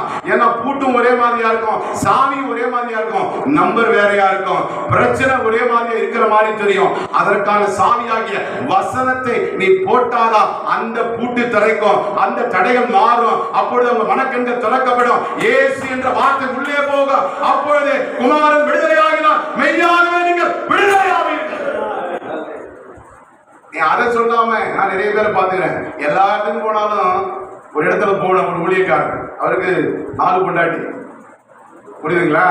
ஒரு ஊழியக்காரர் போய் ஜெபிக்கிறாரு. சகோதரி, நீங்க கோடா கொடிய இப்பொழுது 1000 மடங்கு ஆசீர்வதிக்கப்படுவீர்கள். உடனே அந்த அம்மா சொல்லுது, கட்டையில போடுவேன். எப்படி உண்மையா நான் நடந்தது, நான் குட்டி படத்தெல்லாம் சொன்னேன். ஆலப்பர் வந்து இப்போ பெரிய பேசு என்ன வேற சப்ளை கேட்குதுன்னா அவனுக்கு என்ன 4 பொண்டாட்டி இதுக்காக தான் வந்தாரு. ஏன்னா அந்த அம்மா விடவே இல்லை. அவரு வந்து பவ்யமா, ஐயா ஐயா கவர்மெண்ட் டாக்டர் இருக்கேன் பார்த்து இந்த நம்ம ஐயா இருக்கிறாரு பாருங்க, ஊழியக்காரன், நல்ல நல்ல இது போட்டு நல்ல பைபிள் எடுத்துக்கிட்டு நல்ல அந்நிய பாஷை கையில வச்சுக்கிட்டு இயேசுவின் நாமத்துல ஆண்டவர் உங்களை 1000 மடங்கு ஆசீர்வதிக்கிறார். எத்தனை மடங்கா? 1000 மடங்கு ஆசீர்வதிக்கிறாராம். அப்ப அந்த இடத்துல ஆசீர்வதிச்சா அது எத்தனை ஆகும்? சாலமோன் மாயிரம் கட முடியும். ஆமாவா இல்லையா? நம்ம சரித்திரத்துல வேதாகமத்துல சாட்சி இருக்குதா இல்லையா? அல்லேலூயா, அல்லேலூயா. அப்ப அவனுக்குள்ள எந்த வகையான பிசாசு இருக்குது, எந்த விதமான கட்டு இருக்குது, எந்த விதமான போராட்டம் இருக்குது, அதை அறிகிற அறிவை, அதுக்குதான் பவுல் சொன்னார், கர்த்தரை அறிகிற அறிவின் மேன்மைக்காக லாபமான அனைத்து என்ன பண்ணானா, நஷ்டமும் குப்பையும் தூசு என்று விட்டு விட்டேன். அது மாதிரி நீ யூடியூப் விடுறியா? உங்க தங்கச்சிக்கிட்ட பேசிக்கிட்டே இருக்கிறிய, அதை விடுறியா? பக்கத்து வீட்டாக்கிட்ட 10 மணி நேரம் பேசிக்கிட்டு இருக்கிறிய, விடுறியா? சும்மா நான் போயிட்டு யாரோ ஒரு ஊழியக்காரன் இதெல்லாம் பார்க்க போறேன், யூடியூப் நோண்டி பாதாளத்து வரைக்கும் போயிட்டு வரேன், அதை விடுறியா? ஒயிட் கலர் ஜாப் செஞ்சுட்டு இருக்கிறீங்க, அதை விடுறியா? ஊழியக்காரன் பேரையும் பெருமையும் வந்தனத்தை சந்த வெளிகளை போய் முதன்மையான ஆசனத்தை விரும்புகிறீங்க, அதை விடுறியா? அல்லேலூயா, அல்லேலூயா. எதற்காக அவனை அழைத்தார் கர்த்தர்? ஒரு வீட்டுல இருக்கிற உனக்கு ஜுரத்தை கண்டுபிடிக்க தெரியல, நீ ஆத்துக்கு எப்படி ஆபரேஷன் பண்ணுவ? அந்த நாட்களில் படிக்காத சில கை வைத்தியம் பண்றவங்க என்ன பண்ணுவாங்க? கை வைத்தியத்தை பார்த்து நாடியை பார்த்து சொல்லிடுவாங்க. படிச்சும் வேதத்தை படிச்சு, அவர் பைபிள் கிளாஸ்ல படிச்சு, அவருடைய ஊழியத்துல படிச்சு, வாழ்க்கையில படிச்சு, இன்னும் அதுக்கு என்ன வைத்தியம் தெரியலன்னா நீ ஊழியத்தை செய்யறதை விட விட்டுட்டு என்ன பண்ணலாம்? பெட்டி கடை வச்சுக்கலாம். இல்லைன்னா வேற எந்த வேலைக்காவது போயிடணும். ஏன் தெரியுமா? முதல்ல பொல்லாத ஆவிகளை படிக்க தெரியணும். நம்ம சுற்றி இருக்கிற நமக்குள்ள என்ன இருக்குது என்ன அறியணும். எனக்கு எதிரி யாருன்னு அறியணும். எனக்கு முன்னால இருக்கிற யாருன்னு அறியணும். எனக்கு முன்னால இருக்கிற பட்டணம் எப்படின்னு தெரியணும். எனக்கு முன்னால் வந்து நிக்கிறவன் யாரும் தெரியணும். அவனை அறியாவிட்டால் அவனுக்குள்ளதை நீ அறிய முடியாது. அல்லேலூயா. அந்த அறிவை உணர்த்துகிற அறிவின் ஆவியானவர். அல்லேலூயா. ஆமென். ஆமா, அந்த அபிஷேகத்தின் ஆவியானவர், அந்த மகிமையின் ஆவியானவர். சரிங்களா? உங்களுக்கு சகலத்தையும் கற்று போதிக்கிற ஆவியானவர். அந்த ஆவி உங்களுக்குள்ள வந்துருச்சுன்னா அது உங்களை எழுப்பி கிரியை செய்ய வைக்கும். அல்லேலூயா. ஆமா, கர்த்தரை அறிகிற அறிவு வந்தாதான் நம்ம சத்துருக்களை அறிய முடியும். கர்த்தரை அறிகிற அறிவு வராம சத்துருவை அறிய முடியாது. ஏன்னா நம்மளும் ஒரு காலத்துல அது கூட தான் குத்தம் பண்ணிட்டு வந்திருக்கிறோம், அது கூட தான் படுக்க போட்டு வந்திருக்கிறோம், அதுக்கு தான் முதுக காட்டி இருக்கிறோம், அதுக்கு தான் பணிந்து குனிந்து வேலை செஞ்சுட்டு வந்திருக்கிறோம். சரிங்களா? அப்ப கர்த்தரை அறிகிற அறிவு கர்த்தரால் தான் கொடுக்கப்படும். அந்த வசனம் சொல்லுகிறது, கர்த்தருடைய வேதத்தை இரவு பகலும் தியானமாய் இருக்கிற மனுஷன் பாக்கியவான். அவன் நீர்க்கால்கள் ஓரமாய் நடப்பட்டு தன் காலத்தில் தன் கனியை கொடுத்து இலை உதிராதிருக்கிற மரத்தை போல இருப்பான். அவன் செய்வதெல்லாம். அப்ப போய் நீ வேதத்தின் வெளிச்சத்துல நீ கர்த்தரை பார்க்காம, அந்தரங்கத்துல ஒவ்வொரு நாளும் கர்த்தரோடு நீ உறவாடாம வெளியில போய் நீ எந்த பேரை சொன்னாலும் ஒன்னும் நடக்காது. இயேசுவுக்கும் நல்ல வசனம் தெரியும், தெரியுங்களா? பிசாசுக்கு நல்ல வசனம் தெரியும். பிசாசுக்கு ஏன்னா அவன் அங்கிருந்து விழுந்தவன் தான். அவனுடைய மகிமை தெரியும், வல்லமை தெரியும், அதனாலதான் அவனுக்கு எல்லாமே தெரியும். ஆனா அவன் எவ்வளவுதான் போராடினாலும் அவனுக்கு பரலோகம் கிடையாது, பாதாளம் தான். நம்ம எவ்வளவுதான் விழுந்து எழுந்துச்சாலும் கர்த்தருடைய கிருபை நம் கரத்தின் மேல இருந்து தலையின் மேல இருந்து நம்ம அவன் அண்டி கொண்டோம்னா ஒரு நாள் நம்மை கொண்டு போய் சேர்த்து விடுவார். பாருங்க, தோக்க போறோம் தெரிஞ்சு, பாதாளத்துக்கு போக போறேன்னு தெரிஞ்சு அவன் அவ்வளவு வேலை செய்யறானே. நீங்களும் நான் அப்படியே செய்யறோம். எத்தனை கமிட்டி கூட்டம், எத்தனை நிர்வாகி கூட்டம், எத்தனை தர்மகாத்தா கூட்டம், எத்தனை கோத்திர கூட்டம் போட்டு போட்டு போட்டு போட்டு அவனும் கட்டி கட்டி கட்டி கட்டி பார்க்கறான். அது காது இருந்தும் செவிடா உட்கார்ந்து இருக்குது, கண்ணு இருந்தும் பார்க்க மாட்டேங்குது, வாய் இருந்தும் பேச மாட்டேங்குது. நானும் நடக்கிறேன், எங்க வீட்டுக்கு முன்னாடி ஒன்று இருக்குது, இத்தனை வருஷமா நடந்து வரல, அது அங்கேயேதான் உட்கார்ந்து இருக்குது. அவனை இடிக்கிறான், கட்டுறான், இன்னொன்று மாத்துறான், இது பண்றான், அது அப்படியே தான் இருக்குது. ஆனால் உங்களுடைய என்னுடைய தேவன் வானத்தை பூமியை உண்டாக்கினவர், வார்த்தையால் உலகத்தை சிருஷ்டித்தவர், வல்லமையான தேவன், ஜீவனுள்ள தேவன். அவர் வார்த்தையிலே வல்லமை இருக்கிறது. அல்லேலூயா. அப்ப நீங்கள் ஆவிக்குரிய அதை அறிந்து கொண்டு ஆவியார்கிட்ட கேட்கணும், ஆண்டவரே டிசர்னிங் ஸ்பிரிட் எனக்கு வேணும் ஆண்டவரே, நான் அது இல்லாம ஊழியத்துக்கு போகக்கூடாது வெளியில. அப்ப ஆவியானவர் உங்களை சகல சத்தியத்திலும் போதிப்பார். அல்லேலூயா. சமயத்துக்கு ஏற்ற வார்த்தைகளை கொடுப்பார், பாவத்தை கண்டித்து உணர்த்துவார், நீதியை குறித்து பிரசங்கிப்பார். அதனால்தான் வசனம் சொல்லுகிறது, முதலாவது தேவனுடைய ராஜ்யத்தை மத்திய புத்தகத்துல அந்த வசனத்துல ஆண்டவர் முதல் சொல்லுகிற வார்த்தை அதுதான், முதலாவது தேவனுடைய ராஜ்யத்தை நீதியை தேடு. இப்போ ஒரு ஹோட்டல்ல இட்லி கட்டினா சட்னி கொடுங்க, சாம்பார் கொடுங்க, இலை கொடுங்க, தண்ணி வைக்கலாம் கேட்க தேவையில்ல. இட்லின்னு கேட்டா மற்றதெல்லாம் கூட வருகிற மாதிரி. இயேசு என்ற நாமத்தை தேடினால் உனக்கு எல்லாம் கூட அணிவகுத்து வரும். நீ ஒன்றுக்கு கவலைப்பட வேண்டாம். அல்லேலூயா. கர்த்தருடைய நாமத்திற்கு மகிமை உண்டாவதாக. கடைசியாக நிறைய காரியம் இருக்குது, ஆனால் இல்லை. எலியா என்ற தேவ மனிதன். 1 ராஜாக்கள் புத்தகம் 18:15 வீட்டில் படிச்சீங்க, 18:1 வீட்டில் படிச்சீங்க, 18:8 நீங்க வீட்டில் படிச்சீங்க. தேவனுக்கு முன்பாய் நிற்கிற எலியா. யாருக்கு முன்னாடி நிற்கிறான்? ஆபிரகாமும் தேவனுக்கு முன்பாய் நிற்கிறான், எசேக்கியேலும் தேவனுக்கு முன்பாய் நிற்கிறான். இங்க பாத்தீங்கன்னா எலியாவும் யாருக்கு முன்பா நிற்கிறான்? தேவனுக்கு முன்பா நிற்கிறான். இன்னைக்கு நீங்க ஒரு பிரச்சனை வந்தா, சபைக்கு ஆத்மா வேணும்னா, ஒரு சபைக்கு கட்டுமான பணிக்கு பணம் வேணும்னா யார்கிட்ட போய் நிற்கிற? உனக்கு ஒரு பிரச்சனை வந்தா நீ டாக்டர்கிட்ட போய் நிற்கிறியா, ஊர் தலைவர்கிட்ட போய் நிற்கிறியா, அரசியல்வாதிகிட்ட நிற்கிறியா, இல்ல உங்க ஊழியக்காரர்கிட்ட போய் நிற்கிறியா, இல்ல உங்களுக்கு தெரிஞ்ச சொந்த பந்தம் ஐஸ்வர்யவான்கிட்ட நிற்கிறியா, இல்ல பஜாஜ்ல போய் நிற்கிறியா, இஎம்ஐல போய் நிற்கிறியா, கந்து வெட்டிக்காரர்கிட்ட நீங்க யாருகிட்ட நிற்கிற? அதுதான் உன்னை நடக்கும். நீ யாருகிட்ட போய் சொல்றியோ, நீ யாருகிட்ட போய் முன்பாக நிற்கிறியோ, யாருகிட்ட உன் காரியத்தை சொல்றியோ, அதுதான் உன்னை நடத்தும். ஏன்னா வார்த்தையில வல்லமை உள்ளது. ஆண்டவர் எல்லாவற்றையும் 6 நாள் படைத்து சிருஷ்டித்து எல்லாம் அதுக்கு பேர் வச்சது ஆதாம் என்ற ஒரு தேவ மனிதன் வைத்தான். ஏன் தெரியுமா? அவன் வார்த்தையினாலே வைத்தான். அவன் வார்த்தையினால் அவர் சிருஷ்டித்து வார்த்தையில வைத்தான். அவர் வார்த்தையினாலே உருவாக்கினார். அன்னைக்கு எந்த விதமான பேரும் தெரியாது. அவன் வச்சதுதான் இன்ன வரைக்கும் பேரு. என்னென்ன செடிக்கு, என்னென்ன பறவைக்கு என்னென்ன பேர் வச்சானோ அதுதான் பண்படுத்த சொன்னார். அந்த வேலையை காக்க சொன்னார். அவனை தவறினான். தன்னுடைய மகிமையை இழந்து தோட்டத்தை விட்டு விரட்டி அவன் தேவ மகிமையற்றவனாய் மாறி போகிறான். முதலாவதாம் பாவம் செய்கிறான், மனுக்குலத்தை மரணம் ஆண்டு கொள்ளுகிறது. இரண்டாம் ஆதாமாகிய இயேசு கிறிஸ்துவோ அதை ஜெயமாய் விழுங்கி உயிர் தெழுந்த வல்லமையினால நமக்கு உயிர் தெழுதலை நிரூபித்திருக்கிறார். அல்லேலூயா. பாருங்க, வார்த்தையால் தானே வச்சான். அன்னைக்கு அந்த அவன்கிட்ட எந்த கொந்தளமும் கிடையாது, மண்வெட்டியும் கிடையாது, எந்த விதமான கடப்பாறையும் கிடையாது, அன்னைக்கு வெல்டிங் ஷாப் கிடையாது, அன்னைக்கு எந்த விதமான பற்ற கிடையாது, ஆச்சாரி கிடையாது, கொல்லம் கிடையாது, அன்னைக்கு எதுவுமே கிடையாது. வார்த்தையிலே படைத்தான், வார்த்தையிலே வைத்தான், வார்த்தையிலே ஜீவன் உள்ளது. ஒரு உதாரணத்துக்கு புரிஞ்சுக்கணும், இன்னும் நீங்க டீப்பா புரிஞ்சுக்கணும்னா ரெண்டு காரியம் சொல்லி முடிக்கிறேன். கர்த்தருடைய நாமம் மகிழ்ப்படுவதாக. அதாவது இங்க வீட்டுல நல்லா பேசிக்கிட்டே இருக்கு, ஒரு வாக்குவாதம் வந்து வச்சுங்களேன், டக்குன்னு மனைவி பார்த்தீங்கன்னா இருக்கிறதோட செத்து போறாண்டீங்கன்னா ஏன்னா பூமிக்கு கேடா கிடக்குறேன் அப்படின்னு சொல்லிட்டீங்கன்னா சண்டை நின்றுடும். எத்தனை பேருக்கு அந்த அனுபவம் இருக்கும்? ஆனா வெளியே சொல்ல வேண்டாம், இருக்கும். எல்லாம் நீ அப்படியாக இப்படியாக அப்படியாக சண்டை அப்படி ஃபைட்டு போயிட்டே இருக்கும். அந்த அம்மா வாய் மூடணும் இல்லை, இவர் வாய் மூடணும்னா ஒரு வார்த்தை அவர் என்ன தெரியுமா, உன்னால இவன் தான் கட்டி தொலைச்சுன்னு தெரியல, சனி நான் கட்டி வச்சுட்டு எப்படி வந்துருப்பாரு, உயிரை எடுக்குது பாரு, இல்லை இருக்கிற செத்து போதான் அப்படி ஒரு வார்த்தை வந்ததுன்னு வச்சுங்களேன். அப்படி இருங்கய்யா. அதனால நீங்க செத்து மூவி படிச்சுட்டு வரீங்க. சரியா? ஏன் சொல்றேன்னா அதனுடைய வீரியத்தை புரிஞ்சுக்கொள்ளுங்க. ஏன் தெரியுமா, அந்த வார்த்தையை சொன்ன உடனே அந்த ஆத்மா அப்படியே உடைஞ்ச உடனே அது யாரும் பார்க்க தெரியுமா, தன்னை படைத்த தேவனை பார்க்கும். நம்ம நினைப்போம், பாருங்க, நம்முடைய செயல்பாடுகள் ஒவ்வொன்றும் இந்த சரீரத்துல கிடையாது.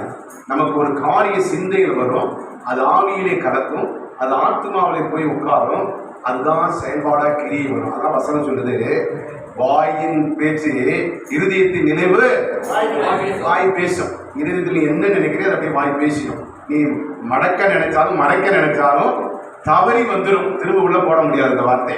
அல்லேலூயா. அப்ப அப்படி நீ பேசிட்டீங்கன்னு வச்சுன்னா அந்த சண்டை அமைந்து போயிடும். ஆனா அந்த அம்மா 10 வருஷமானாலும் மறக்காது. நீங்க அதுக்கடுத்து எவ்வளவோ வாங்கி கொடுத்துருப்பீங்க. அதே மாதிரி இவரை உன் புருஷனை சரியா இதெல்லாம் இருந்ததை விட ஏதாவது ஒரு கேவலமா ஒரு வார்த்தை பேசிட்டீங்கன்னு வச்சுக்கிறேன், அவர் அதை மதம் சொன்னார் பாருங்க, பொங்கி எழுந்தார் பாருங்க, பாதிக்கப்பட்ட சகோதரன். அதே மாதிரி அல்லேலூயா தோத்திரம். சரிங்களா? அப்ப அது மறக்கவே மறக்காது. அதுக்கடுத்து எவ்வளவு நன்மை நடந்திருக்கும். இந்த வார்த்தை தாங்க பிசாசுக்கு தேவை. ஏன் தெரியுமா, உங்ககிட்ட இருந்து ஒரு நெகட்டிவ் வார்த்தை அவனுக்கு தேவை, ஒரு அவிவிசுவாச வார்த்தை தேவை, ஒரு மரணத்துக்கு ஏதுவான வார்த்தை தேவை, உன்னுடைய ஆசீர்வாதத்தை திருடுறதுக்கு ஒரு வார்த்தை தேவை, நீ ஆசீர்வதிக்க கூடாதபடி ஒரு வார்த்தை அவனுக்கு தேவை. உன் பிள்ளைக்கு மண்டு தண்டம், நீ படிக்கிறதுக்கு லாகியே இல்லை, பப்ப மாதிரியே நீ அப்படின்னு சொல்லுவீங்க. சரியா? அவன் என்ன பண்ணுவான், ஆமா பின்ன அவளை மாதிரி தானே அப்படின்ட்டு போவான். ஏன்னா அவர் மேல உள்ள கோபத்துல திட்டுறது அதெல்லாம் புரியுதுங்களா? அப்புறம் அந்த பிள்ளைய போய் லிஸ்ட் வரும்போது, என்னடா நீ 45 பேர்ல 43வது நீ தான் உங்க அப்பா மாதிரி சொன்ன மண்டு தண்டம் முண்டன்னு சொல்லிட்டு அப்புறம் அவன் எப்படி வந்து ஸ்காலரா நிற்பான். ஏன்னா உன் வாயின் வார்த்தை உன் பிள்ளையை சுத்தி கொண்டே இருக்கும். ஐயோ நான் எதுக்கு தான் அந்த ஊழியம் செத்துட்டா பரவாயில்ல, எனக்கு ஏன் தான் அப்படி நடக்குதுன்னா நீ கேள்வி கேட்டுக்கிட்டு அந்த இடத்துலயே தான் இருக்கணும். ஆண்டவரே தாங்க வழி சொல்லுங்க, தப்புவிக்க வழி சொல்லுங்க, தாங்க பலன் கொடுங்க. ஆண்டவர் சொல்லியிருக்கா, திராணிக்கு மேல சோதிக்க மாட்டேன். உங்களை சோதிக்கிற உனக்கு கஷ்டம் வருதுன்னா, ஒரு பிரச்சனை வருது, போராட்டம் வருது, ஏன் தெரியுமா, உன்னை கர்த்தர் பொன்னாக புடமிடுவதற்காக உன்னை புடமிட்டுக் கொண்டிருக்கிறார்.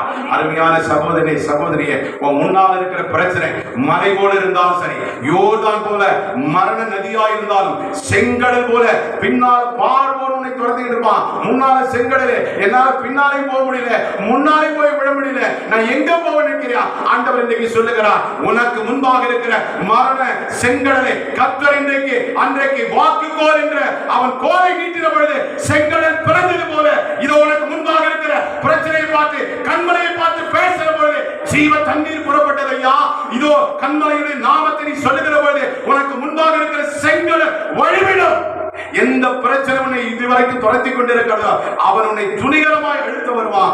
அவன் அந்த சமுத்திரத்திலே செங்கடலே மாண்டு போவானே தவிர இன்று கண்ட எகிப்தில் என்ற அந்த பிரச்சனை இனி உன்னை தீண்டாது.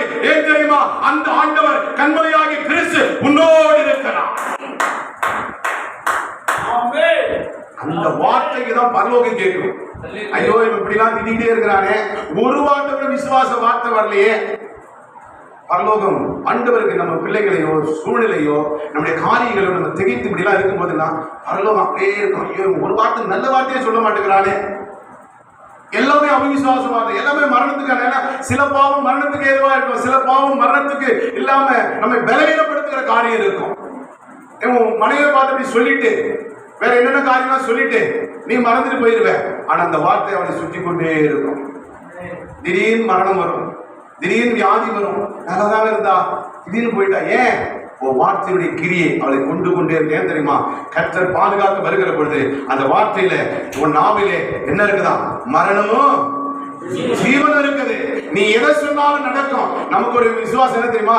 நல்ல வார்த்தை சொன்னா மாத்திரம் கர்த்தர் அப்படியே பலிச்சிருவாரு. கெட்ட வார்த்தை ஒண்ணுமே வராது. ஐயா நல்ல வார்த்தை நீ எப்படி விசுவாசிக்கிறியோ, கெட்ட வார்த்தையும் உன் வாயால நீ கெட்டனா அது உனக்கு கேடை கொண்டு வந்து விடும். அதனால வார்த்தையின் மிகுதி என்னதை கொண்டு வருமா? ஆபத்தை கொண்டு வரும். அதிகமா பேசாத. நீ மனுஷனோடு அதிகமா பேசுற, அதனால கர்த்தரோட உன்னால பேச முடியல. எவன் ஒருவன் மனுஷர்களோடு மனுஷ சஞ்சாரத்தோடு உலகத்தோடு அதிகமாய் பேசுகிறவன் கர்த்தரோடு பேச முடியாது. கர்த்தரோடு பேசுகிறவன் அவ்வளவு சீக்கிரமா மனுஷனோடு பேச முடியாது. இன்னைக்கு நீ எப்படி இருக்கிற? உன் வாழ்க்கை, உடைய ஆவிக்குரிய ஜீவன் எப்படி இருக்கிறது? உடைய ஊழியத்துக்கு அழைப்பின் ஊழியம் எப்படி இருக்கிறது? ஏன் நீ அடுத்தபடி முன்னேற முடியல? எங்கே நீ தவறி இருக்கிறாய்? எங்கே தடுமாறுகிறாய்? எங்கே நீ சோர்ந்து போயிருக்கிறாய்? உனக்கு சூளை செடிக்கிற என்ன வேலை? எலியாவே நீ போக வேண்டிய தூரம் வெகு தூரம். உன் முன்னால பட்டணம் நிறைய இருக்குது, உன் முன்னால கிராமம் நிறைய இருக்குது, உன் முன்னால குடிகள் நிறைய இருக்குது, உன் முன்னாடி நிறைய ஜாதிகள் இருக்கிறது. அதை விட்டுட்டு நீ இதையே நினைத்துக் கொண்டிருப்பாய் என்று சொன்னார். அதுதான் உன்னை கட்டுகிற பொல்லாத சத்துருடைய பலவான். அது ஒன்ன கட்டிடும். எரியத்து கொடுக்கணும் என்ன நின்றுடுமா? எரியத்து கொடுக்கணும் எது நின்றுடும்? பால் காய்ச்சறீங்க என்னவோ நீங்க எல்லாம் யுஎஸ்ஏல இருந்து வந்த மாதிரியே இருக்கிறீங்களே. எரியது கொடுக்கணும்னா கொதிக்கிறது நின்றுமா இல்லையா? உங்களை கட்டனா அவன் ரட்சிக்கப்பட மாட்டான்னு அவனுக்கு தெரியும். அதனால்தான் உங்களுக்கு உங்க பிள்ளைகளுக்கும் உங்க ஜீவனுக்கும் உங்களை டார்கெட் பண்ணிக்கிட்டே இருப்போம் பிசாசு. அதனால நீ ஊழியக்காரர்களுக்கு அதிகமாக நம்ம ஜெபம் பண்றது.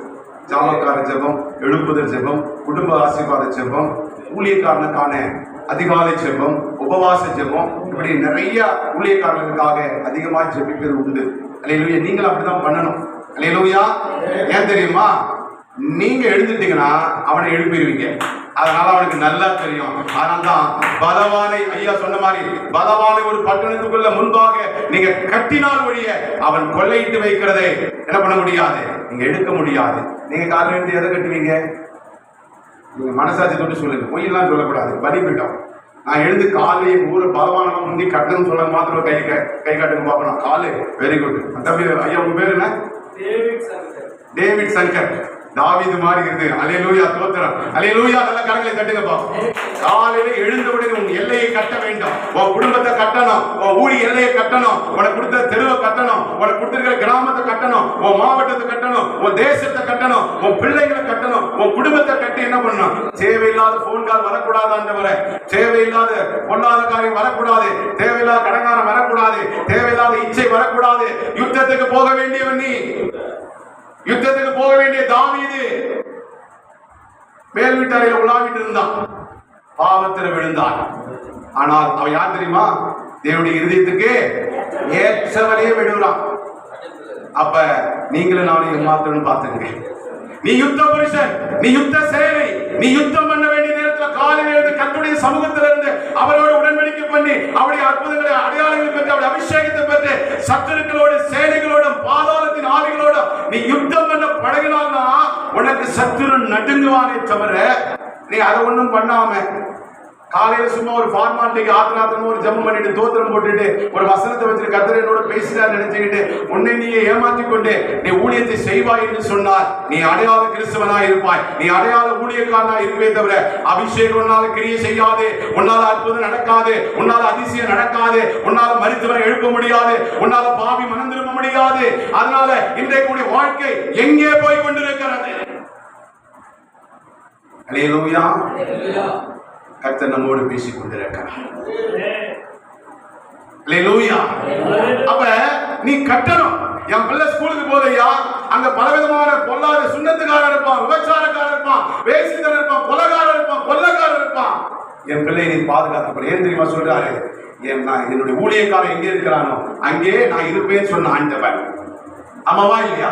அப்ப ஊழியக்காரன் கூட இருந்தா ஊழியக்காரன் பிள்ளையோட கத்து இருப்பாரா, இருக்க மாட்டாரா? அல்லேலூயா. வார்த்தை சொல்லுகிறது, நான் உன்னையும் உன் பிள்ளைகளையும் உன் பிள்ளையை என்ன பண்ணுவேன்?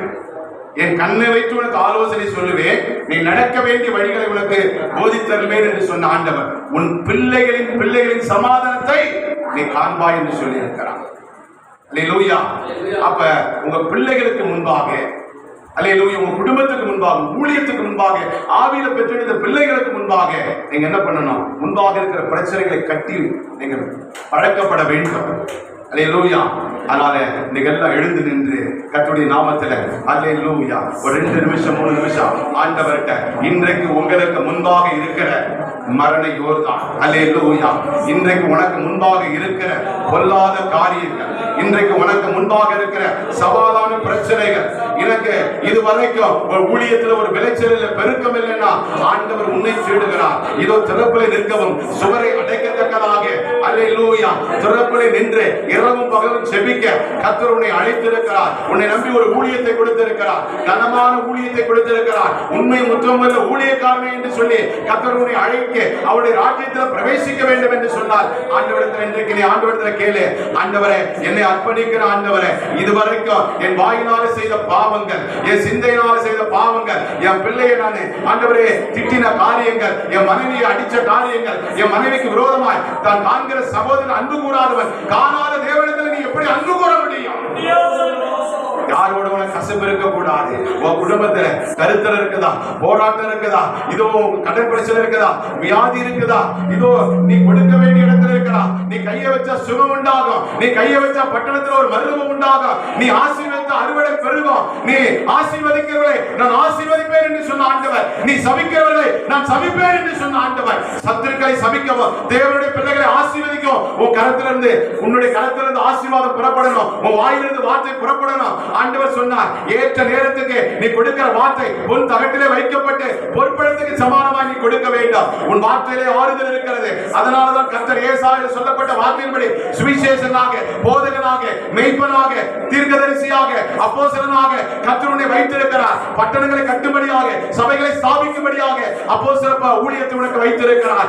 இதோ நானே நல்ல மெய்ப்பன் என்று சொன்னது போல ஆடுகளுக்காக ஜீவனை கொடுக்கிற அவரை போல ஆத்துமக்களுக்காக நீ ஜீவனை கொடுக்கிற எஸ்ரை போல எழும்ப வேண்டும் என்று கர்த்தர் விரும்புகிறார். ஒப்பு கொடுக்கிறியா? ஒப்பு கொடுப்பாயா?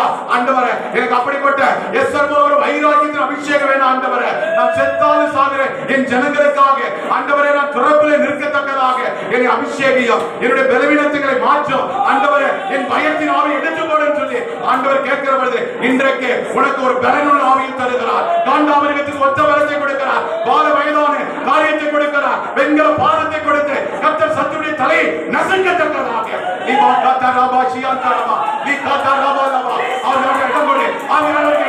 இப்பொழுது கர்த்தருடைய வல்லமை, கர்த்தருடைய அபிஷேகத்தை வல்லமை பூர்வ எந்திரமான பற்களாக கர்த்தருடைய விரும்புகிறார். சத்துருக்களை மிதிக்கவும், சகல அல்லேலூயா விக்கிரக மேட்டிகளை துடைத்து போடவும், அல்லேலூயா கர்த்தர் கால்களை மான்கால்களாய் வைத்திருக்கிறார். இதோ உன் கண்களிலே ஒரு தரிசன பார்வையை ஆபிரகாமுக்கு விசாலம் உண்டாக்கிறது போல, யாபேசின் எல்லைகளை விரிவாக்குறது போல கர்த்தர் இந்த வருஷத்திலே